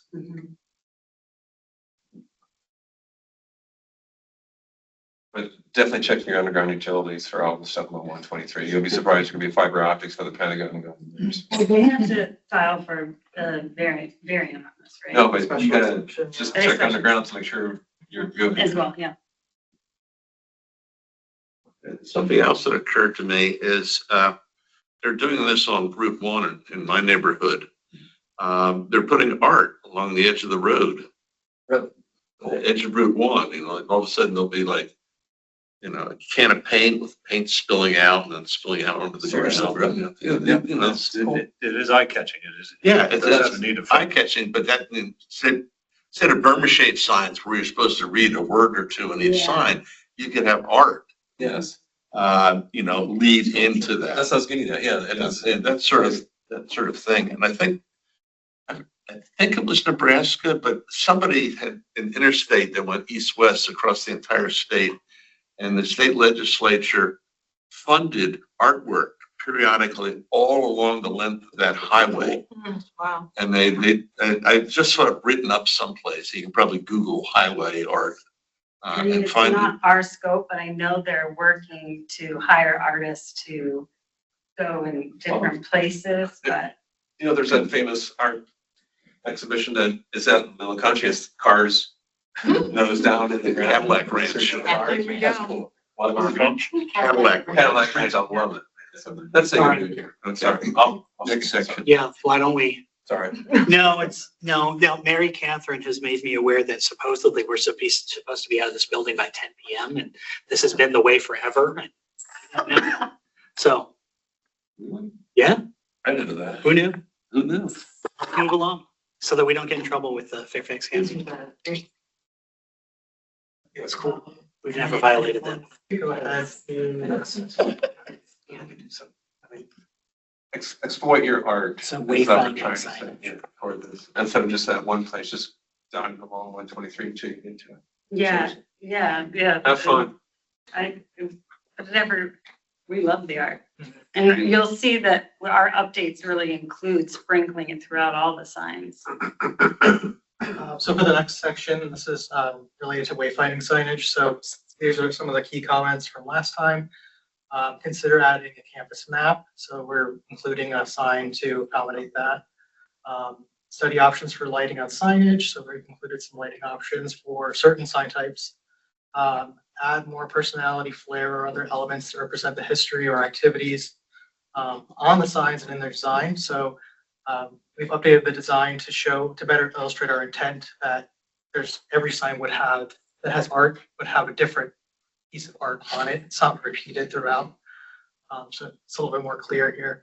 There was a note that you prefer the column mounted wayfinding signs and the colonnades, so we've removed the options that are not in that direction. There was a note about not installing all the signs at once, and that we will be planning to do this in a phase install. And then there was also a note which, Joe, that's your reference here, just about a ribbon of art along 123. So they're considering doing an art trail, but it's not part of this package. So that's It's something. not that- part of this budget. Right. That's So it's basically just, what that it's something means. they're thinking about doing, but it's not part of our scope here. So you can continue on, please. So on this page, I mainly wanted to note and make it obvious that for the numbering strategy for the buildings, you want to make sure it's clear that we're not changing any of the building numberings. So the historic numberings that are like 1 through 17, I think, or 16.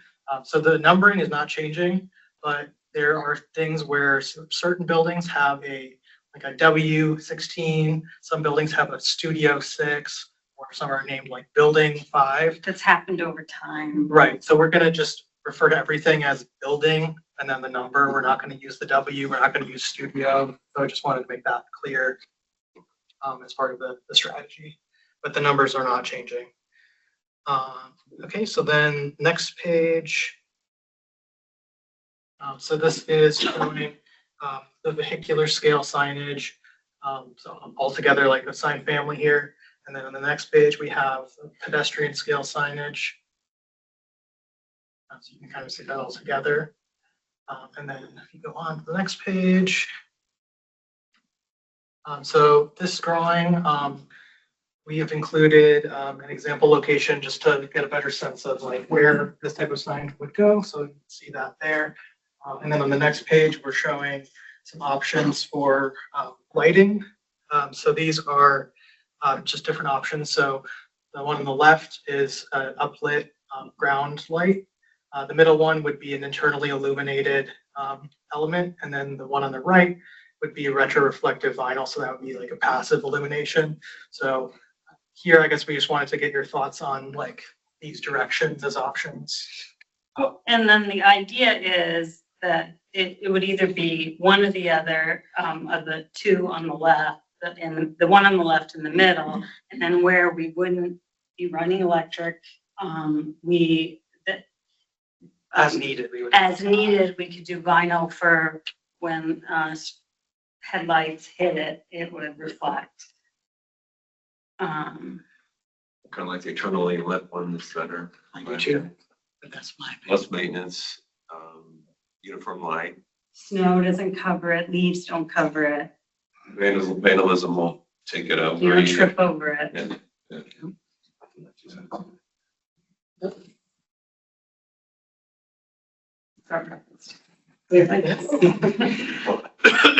So are you also thinking of, if the signs are internally lit, are you thinking of them as providing part of the site lighting?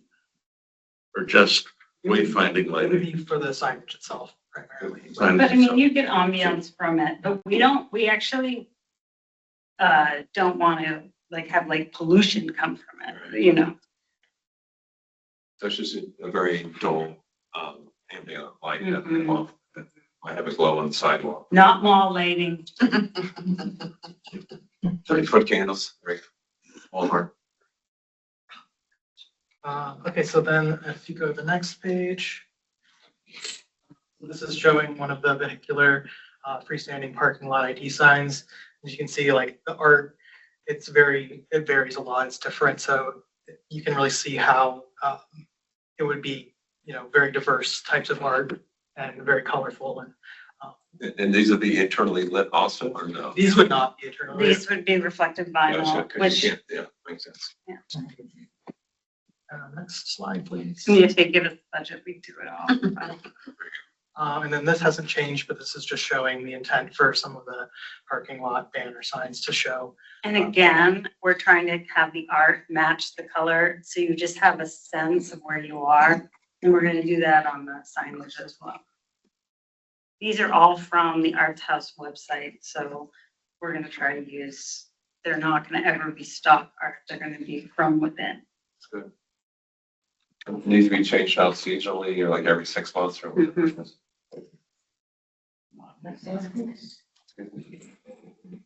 And so this is one of the new signs that we added. This is a changeable sign frame. So the idea with this is that because the digital sign might be a couple of years out, this would potentially solve There are immediate issues. Yeah, there are immediate issues. There's these unsightly temporary banners, so you can Yes, see there's thank some you, take hanging them down. from here, and then there's also these banners here. So the idea with this is this would be a frame structure, and then this would be like a dye sub printed fabric that would be stretched onto the frame, and then it would be changeable. Yeah. And so they could have it up for like a month for an event or something, and then they could take it out, and then they could put something promoting the workhouse, art center, and it would just switch. And it would look a lot nicer than having these And there could be a banners flapping. series of Thank them as well. Yeah, the next page where we have some Would locations. you also clean up the corner at Thornton and 123? Because that's where all the banners are also, as well as by the shore management We're facility. gonna have a signage removal plan. That's the Thank key. you. I will take them down tonight. Sorry, I didn't hear it. And then, so these are some of the locations that we're proposing for these. We might not need to use all of them, but these are ones we're looking at. So this is next to where the digital sign would go. So that's after the digital? Yeah, it's north of the digital sign. And then we have one here, which is nearby the other entry sign. 3 near the front porch area, 1 here, and then maybe one or the other here, I'm not sure, but just different locations that we're proposing. Okay. Bring the inside out. Yeah. And then next slide, please. So this is basically the same as last time, just slightly updated, wall mounted, column mounted directional signage. Next slide, please. This is another wall mounted directional sign that doesn't have art. Next slide. This is a pedestrian freestanding wayfinding sign. So these would go here, potentially kind of drawing your attention and pulling you into the walkway here. So after you've parked, you've crossed the road and you're like, I wanna figure out where I'm going. It's a breadcrumb. And then these are not lit, right? No, And anything for Braille? These are not. no, No, it's not required. Okay, just ask you. because they wouldn't be able to find it. Like, so you want it to be next to a latch of a door Those will be Braille by the door. or, yeah, but those are not part of our. Yeah, we're not. We're I got you. Site. And then this is another new sign that we've added. So this is a directory map kiosk. So one side would have the map and the key, and then the other side would have a space for like a changeable like poster for events or like a calendar. And then the location that we're proposing would be here near the quad. You'll be able to see that easily. You'll see these two behind, those are getting removed. Those are the Right, those are the interpretive original. waysides. Which we'll get into that in just a bit, some interpretation. Yeah, and this potentially would be eliminated as well. Oh, yes, that's right. And then this is a detail showing how we're introducing that like interpretive content to some of the signs. So we have these like historic factoids and then also kind of just like contemporary creative factoids. So it would drive people. You'd see that it would kind of direct you to go to the prison museum to learn more, or it would direct you to the hop shop to learn about. It's a discovery. Is the artwork interchangeable, changeable into these or not? Yeah, so we're Like thinking panels. making them like magnetic so that you could switch it out and or even save it and change it and whatever. But the little factoids are in lieu of having things just for historic throughout. So they're spreading it everywhere so you can kind of discover it. They would be on the pedestrian, not the vehicular. And the reason why is because they have the existing waysides and people read those and then they decide they don't need to go to the museum or if they think that they've seen enough. And it's just. So we want to intrigue, want to make them want more. Okay, next slide, please. And then this is a building ID numeral sign. So the same design, more or less what we showed last time. And most of the conditions for the buildings are pretty similar to this, but there's a couple exceptions. So on the next slide. Well, the only thing I'd also add to that is that we're going to be trying to follow the color family, just like you saw with those banners. We're really going to try to build that in. So you might not realize it, but It's just like another way to kind of figure out The where you color are. like flows Mhm. through. Yeah. Next slide has one of the different conditions. So this one has very different back of building. This is pretty much the main area that makes sense to locate this sign. This is building 16. And so one of the things we were going to ask about is if there was any concern with having part of the sign be in front of the window. And we talked to the group there, and they all determined that they actually liked it, and they liked the size, and they thought it was more dynamic. From within, it wasn't a problem, but that was the solve. I think that's only, all the rest, there's only 2 scenarios that are odd, right? All the rest are standard. Buildings 13 and 15 are a little bit different, but this one is the main one Yeah. that's like very different. Yeah. Are the big numbers mounted to the building? Not at this location. They would be ground mounted, but the other ones they might be wall mounted. Like- It'll depend on. Like on an offset?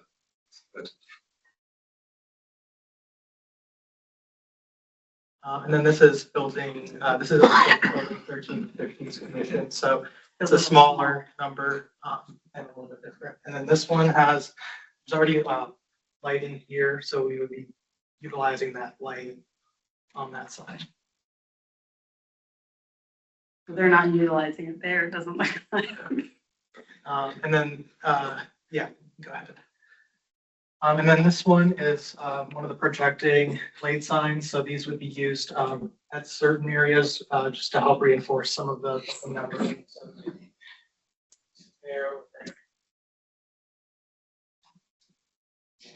It'd be interesting when you come here next time for, I'm assuming another workshop, is it just do a perspective of the quad? So that has all the signs, like, what am I gonna see, like 3 signs or only 5 signs? Is it gonna be too much signage? Because you got all these blade signs now, way behind you. It'd be interesting just to have a few shots as you walk through what any series of signs you see in one view. Yeah.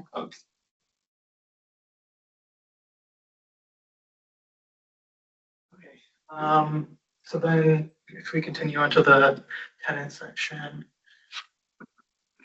So this is Do you want to move on to the tenant section? Is that easier? Is that a good break? for Yeah, I you, guess we or- could or do talk you about wanna- the I other. mean, stuff. 10 o'clock break, is that what? No, I think we've been making comments as we go along. All right, I think it's all okay to right, keep all going. right, go on. So this is the tenant programmatic use signage section. So this includes signs that tenants would have to use as they need. So this is an example of a custom A-frame sign with changeable content so that the tenants could use that for their needs. Next slide. This is a wall-mounted building user list sign. So this would essentially have the building number, and then it would have a listing of the different tenants. So some of the buildings have multiple tenants. So they would have either their name or their logo on the sign. And those are updatable, changeable panels. So for example, it would go in this location here next to the entry to each building, or here.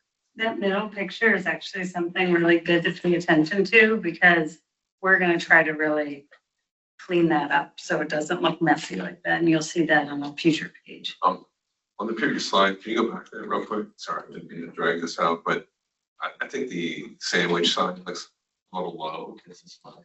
Short. This is like good. Yeah, actually. Too small. And so how tall does it say? 3 feet? 4 feet. Four. I think the scale might. Yeah, because I can say that person 8 feet tall. She's very tall. It should be, it should be a standard.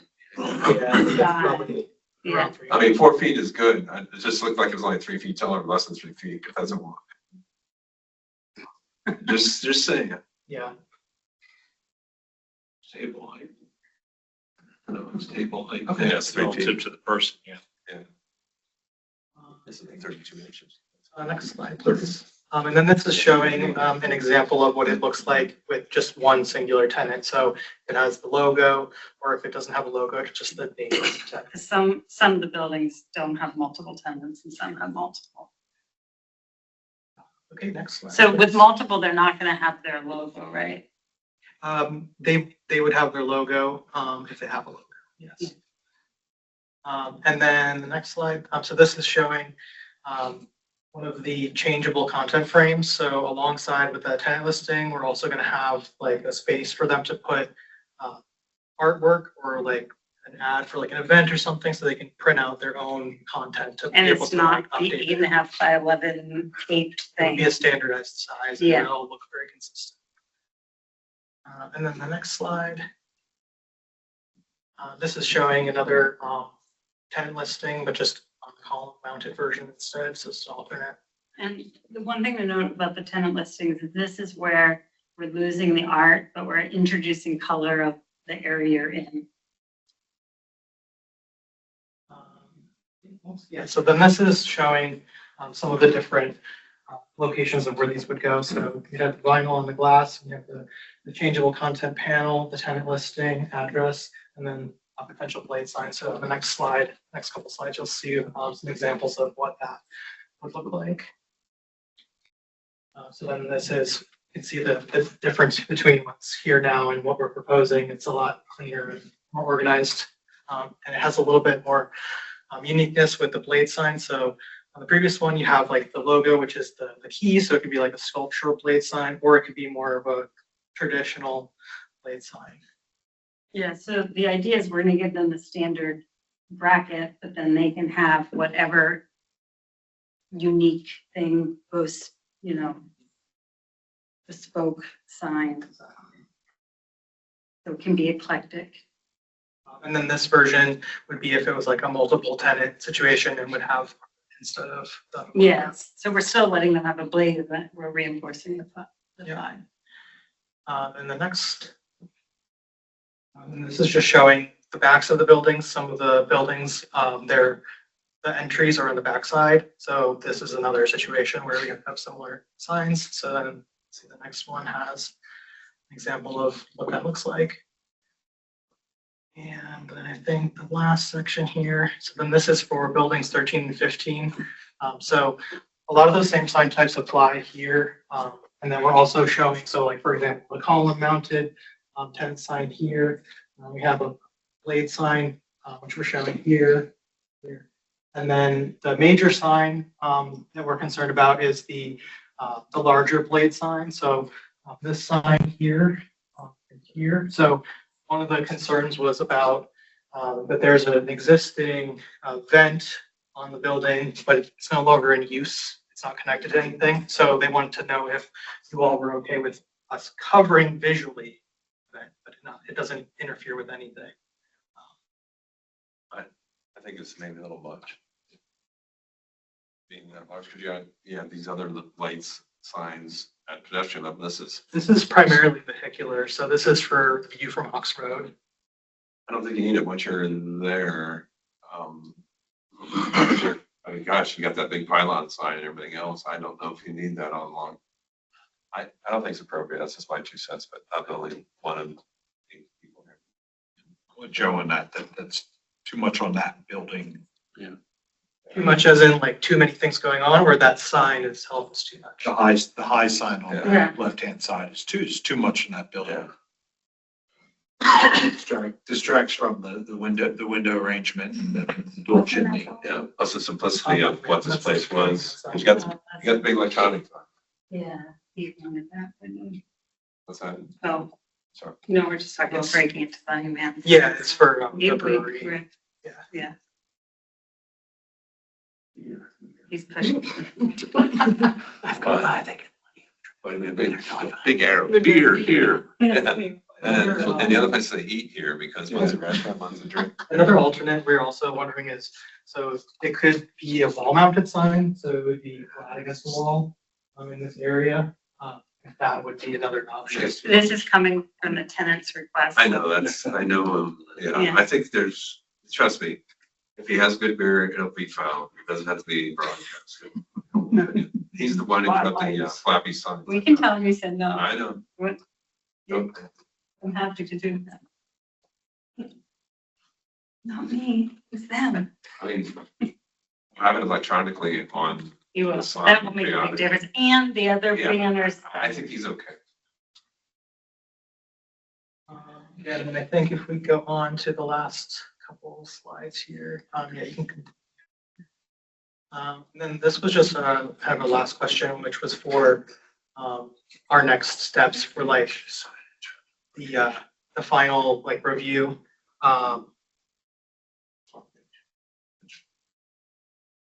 Yeah, so we basically want to know about like sign locations on the plan, like because there's so much variation. There's a lot of variation in tenant signage. What do you all need to see for? Do you need to see every single sign located, or like possibilities of locations? Just want to make sure we come to you. What's your end product to the county? Is it a Oh, yeah. 100-page document that's gonna have like, is it a master plan doc, a book? It's gonna have a location plan for all the signage. That is your service? Okay. I mean, it'll be like, the tenant signage won't necessarily be known fully because it's dependent on the Added to tenants over and time. changes, so. I mean, if you gotta produce it, show it to us, I think. I mean, I'm not trying to create more work, but it's in the contract. It's more about, you're asking about timing of when we're going to be in the process. Yeah, like I guess for the tenant signage, do you all need to see like a diagram showing like, here's all the possible locations of where things can go, not knowing where they actually will go in reality, because some might not be included or I something. think you gotta have a minimum, because then if we don't like one alternative, if they don't do that one, but you got these 6 other alternatives, then you can. Sure, does that make sense? I would like to see that, just because you've got a lot of signs. Yeah, that's what I And said. I'm beginning to feel like there's no brick left. Good point, but that's why I said, do that view of a quad, I mean, you got sophisticated SketchUp views or living on whatever, then you walk down this thing and say, what do I see? Because we might be signs to death. Yeah. And there one sign. Because a lot of them are like alternatives, like in some location, it could be a blade because the viewing works well, and another location it shouldn't be. Yeah. Okay. Yeah, we just want to make sure we're giving you what you need when you need it. Yeah, just show us more to Yeah. respond to. Okay. Mr. Perkins. Yeah, something that occurred to me as you're going through all this, that the rich content that you provided to us to consider, think about, Paul.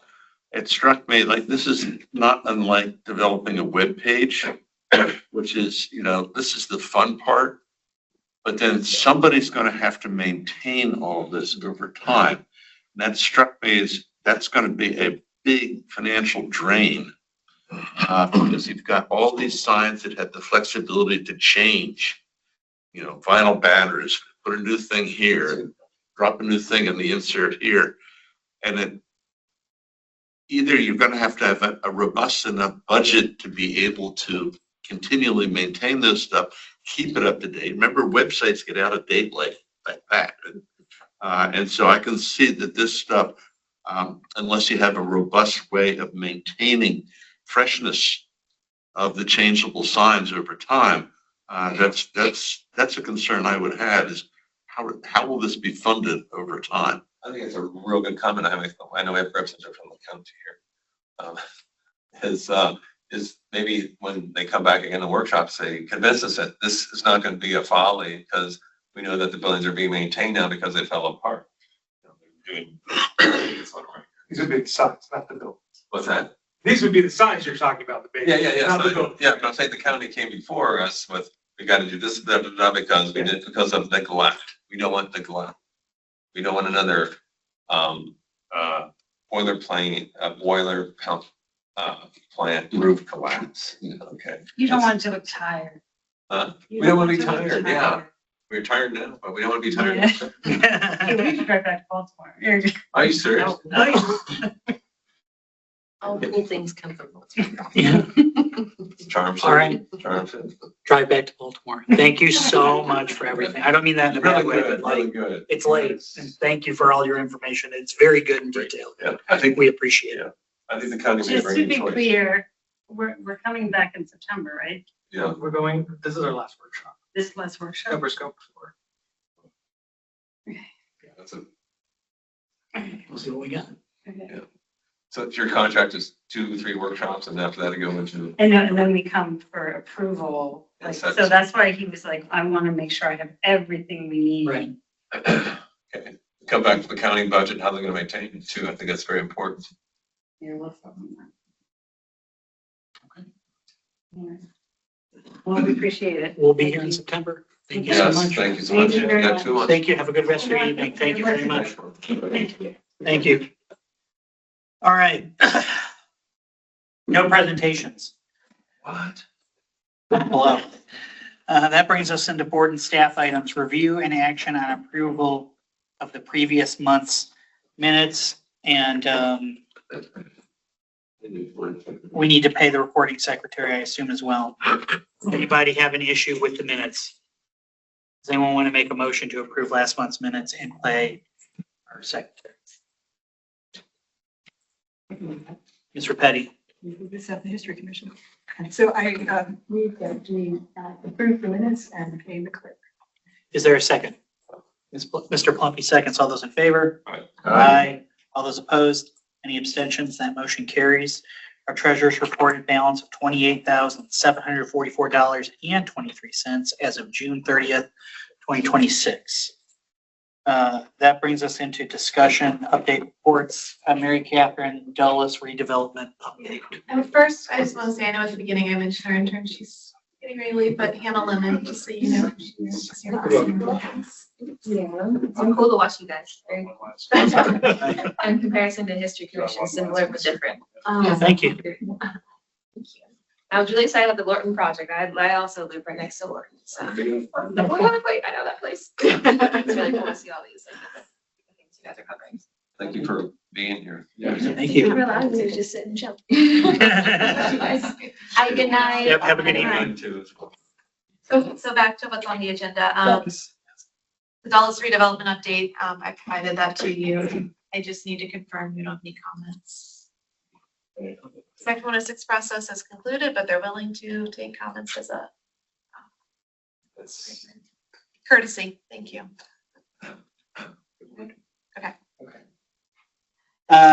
Correspondence announcements. We have a new hire, Elizabeth Welch, is planner 1 for Heritage Resources. Very excited for that, so you might see her at a meeting in the future. Very good.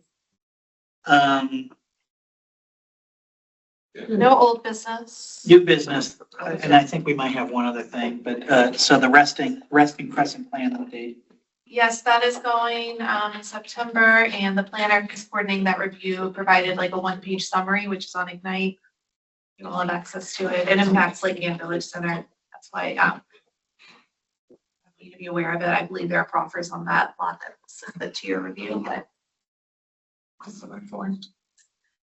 And then the last item is that to you. Mr. Burns is requesting up to $1,000 to attend the APT conference. Bring back some good pictures. Is this Indianapolis. the one that you, Oh, wow. so this is the second conference? It's an annual conference. But I mean, not the one we already approved. This is a different one? We approved one a year ago. Okay. Yeah, I think it seems more recent because it took a while to approve it. I think that's what you talked about it and I thought we approved it then. No, the rule is you can't approve it unless it's been an agenda item. Oh, So you had to wait until That's you right. get it on Okay, the agenda. all right, I Now it's thought- on the agenda. all right. Yeah. So Yeah, this is because the big FOIA rules that changed July Sorry, 1st. I just, So that's the it. board does need to take an action to have an expenditure like this. I like that. I go ahead and, I'd like for us to recommend approval, for Mr. Burns, $1,000 to attend the APT conference in Indianapolis, Indiana in 2026. Is there a second? Ms. Orr seconds. All those in favor? Aye. All those opposed? Any abstentions? I That motion abstain. carries. Mr. Burns abstains. That motion carries. All right. Any other new business? Could I raise the on Hills? Oh, right. The reason that we can't act on it is because it wasn't an action item on the agenda, but Right. there are some concerns, I guess, about 2 Holland Hills properties, one being Mr. Brusco, and then another property. I guess with the other property, my understanding is they keep failing inspection. And so that's keeping their permit alive. Is that It's possible. possible? I need to confirm. We need to with, confirm LDS. if that's accurate or not. The reason for this is coming up, approached by the members of the community and the Holland Hills Design Review Committee about properties that we gave approval for projects that have either stalled or not begun. And the one that did not begin is Mr. Brusco's. He doesn't have a permit even to begin work. Approved last August. I vented my frustration a few Yes. months ago. And then the other one is a guy named Jake Bear on Stafford. And his project was approved by us in 2023. He started work. The house, the original part of the house that's there, that's still there, is the roof and the chimney mast at one end. And other than that, it's like a patio. It's just wide open. There's no fenestration whatsoever. And it's been that way for months. And they're concerned about, is there something that the ARB can do to encourage people to move forward once they've gotten approval from us? Is there expiration on our approvals? Yes. Yes. And can the county then pull their permit? They- Not to do it. I can tell you with Mr. Brusco, it hasn't expired yet, right? Right, so the ARB approval is good for 2 years for the zoning ordinance. My understanding, the interpretation is you need to obtain your building permit within that 2 years. I don't think the work has to have been completed within 2 years. However. But we have sensitive subject here, because I understand you don't want to look at a construction zone in the historical district for years. Right? That's what you're concerned. The work started in 2023 and it's incomplete.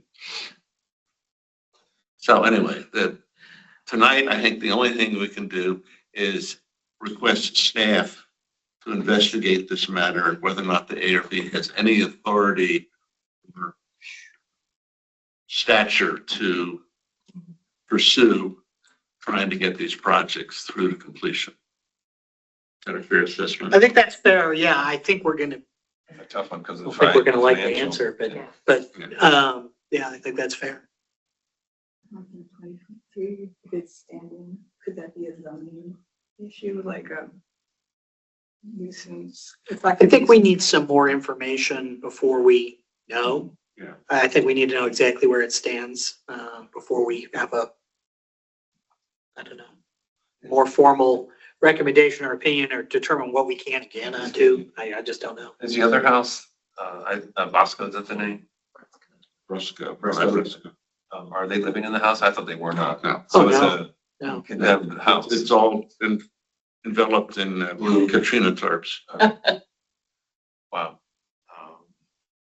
So whoever's not living in the house, there's a financial aspect that they're paying money, but they're not occupying that house. Right, yeah. Whether they own it outright or whether they have a mortgage on it, but they're paying taxes on it, they're paying. So you would think there would be some encouragement there for them to do it. But then there are some people that the financial aspect isn't the driver for them. Does the county have mechanisms beyond anything related to the ARB in terms of zoning, to get people to secure their properties or Yeah. keep them in a state of repair? Because It's code enforcement, but I mean, it depends. Yeah. If any part of the code's being, and so there's code enforcement. Yeah, is it a safe environment for the public to be around? You know, but then it's okay, I'll put a chain link fence around it with barbed wire. That's really not gonna. Yeah. Well, I mean, there's a house in my neighborhood that has had a chain link fence around it for about 6 years now. Yeah. And it's just, there's actually been some recent progress on it. It's a mid-century modern style home that was in disrepair and they bought it, chained it off, demoed a portion of it, and now they've just more recently, the past 6 months, put an addition on, but it's not complete. It's just the frame of it. and there's no building permit for it. No building permit. I guess the only way that we can have teeth is that in our approvals is that they must have it done by a completed date. And then if not. I don't know that we can do that. Right, I don't know that we can, I move that we defer this discussion for Yeah. the lack of adequate information. But I think it's reasonable to ask that we look into this. Sure. All right, does anyone want to move to adjourn? Is that a motion? I make the motion that we adjourn. All those in favor? Aye. Opposed, abstentions? Adjourn.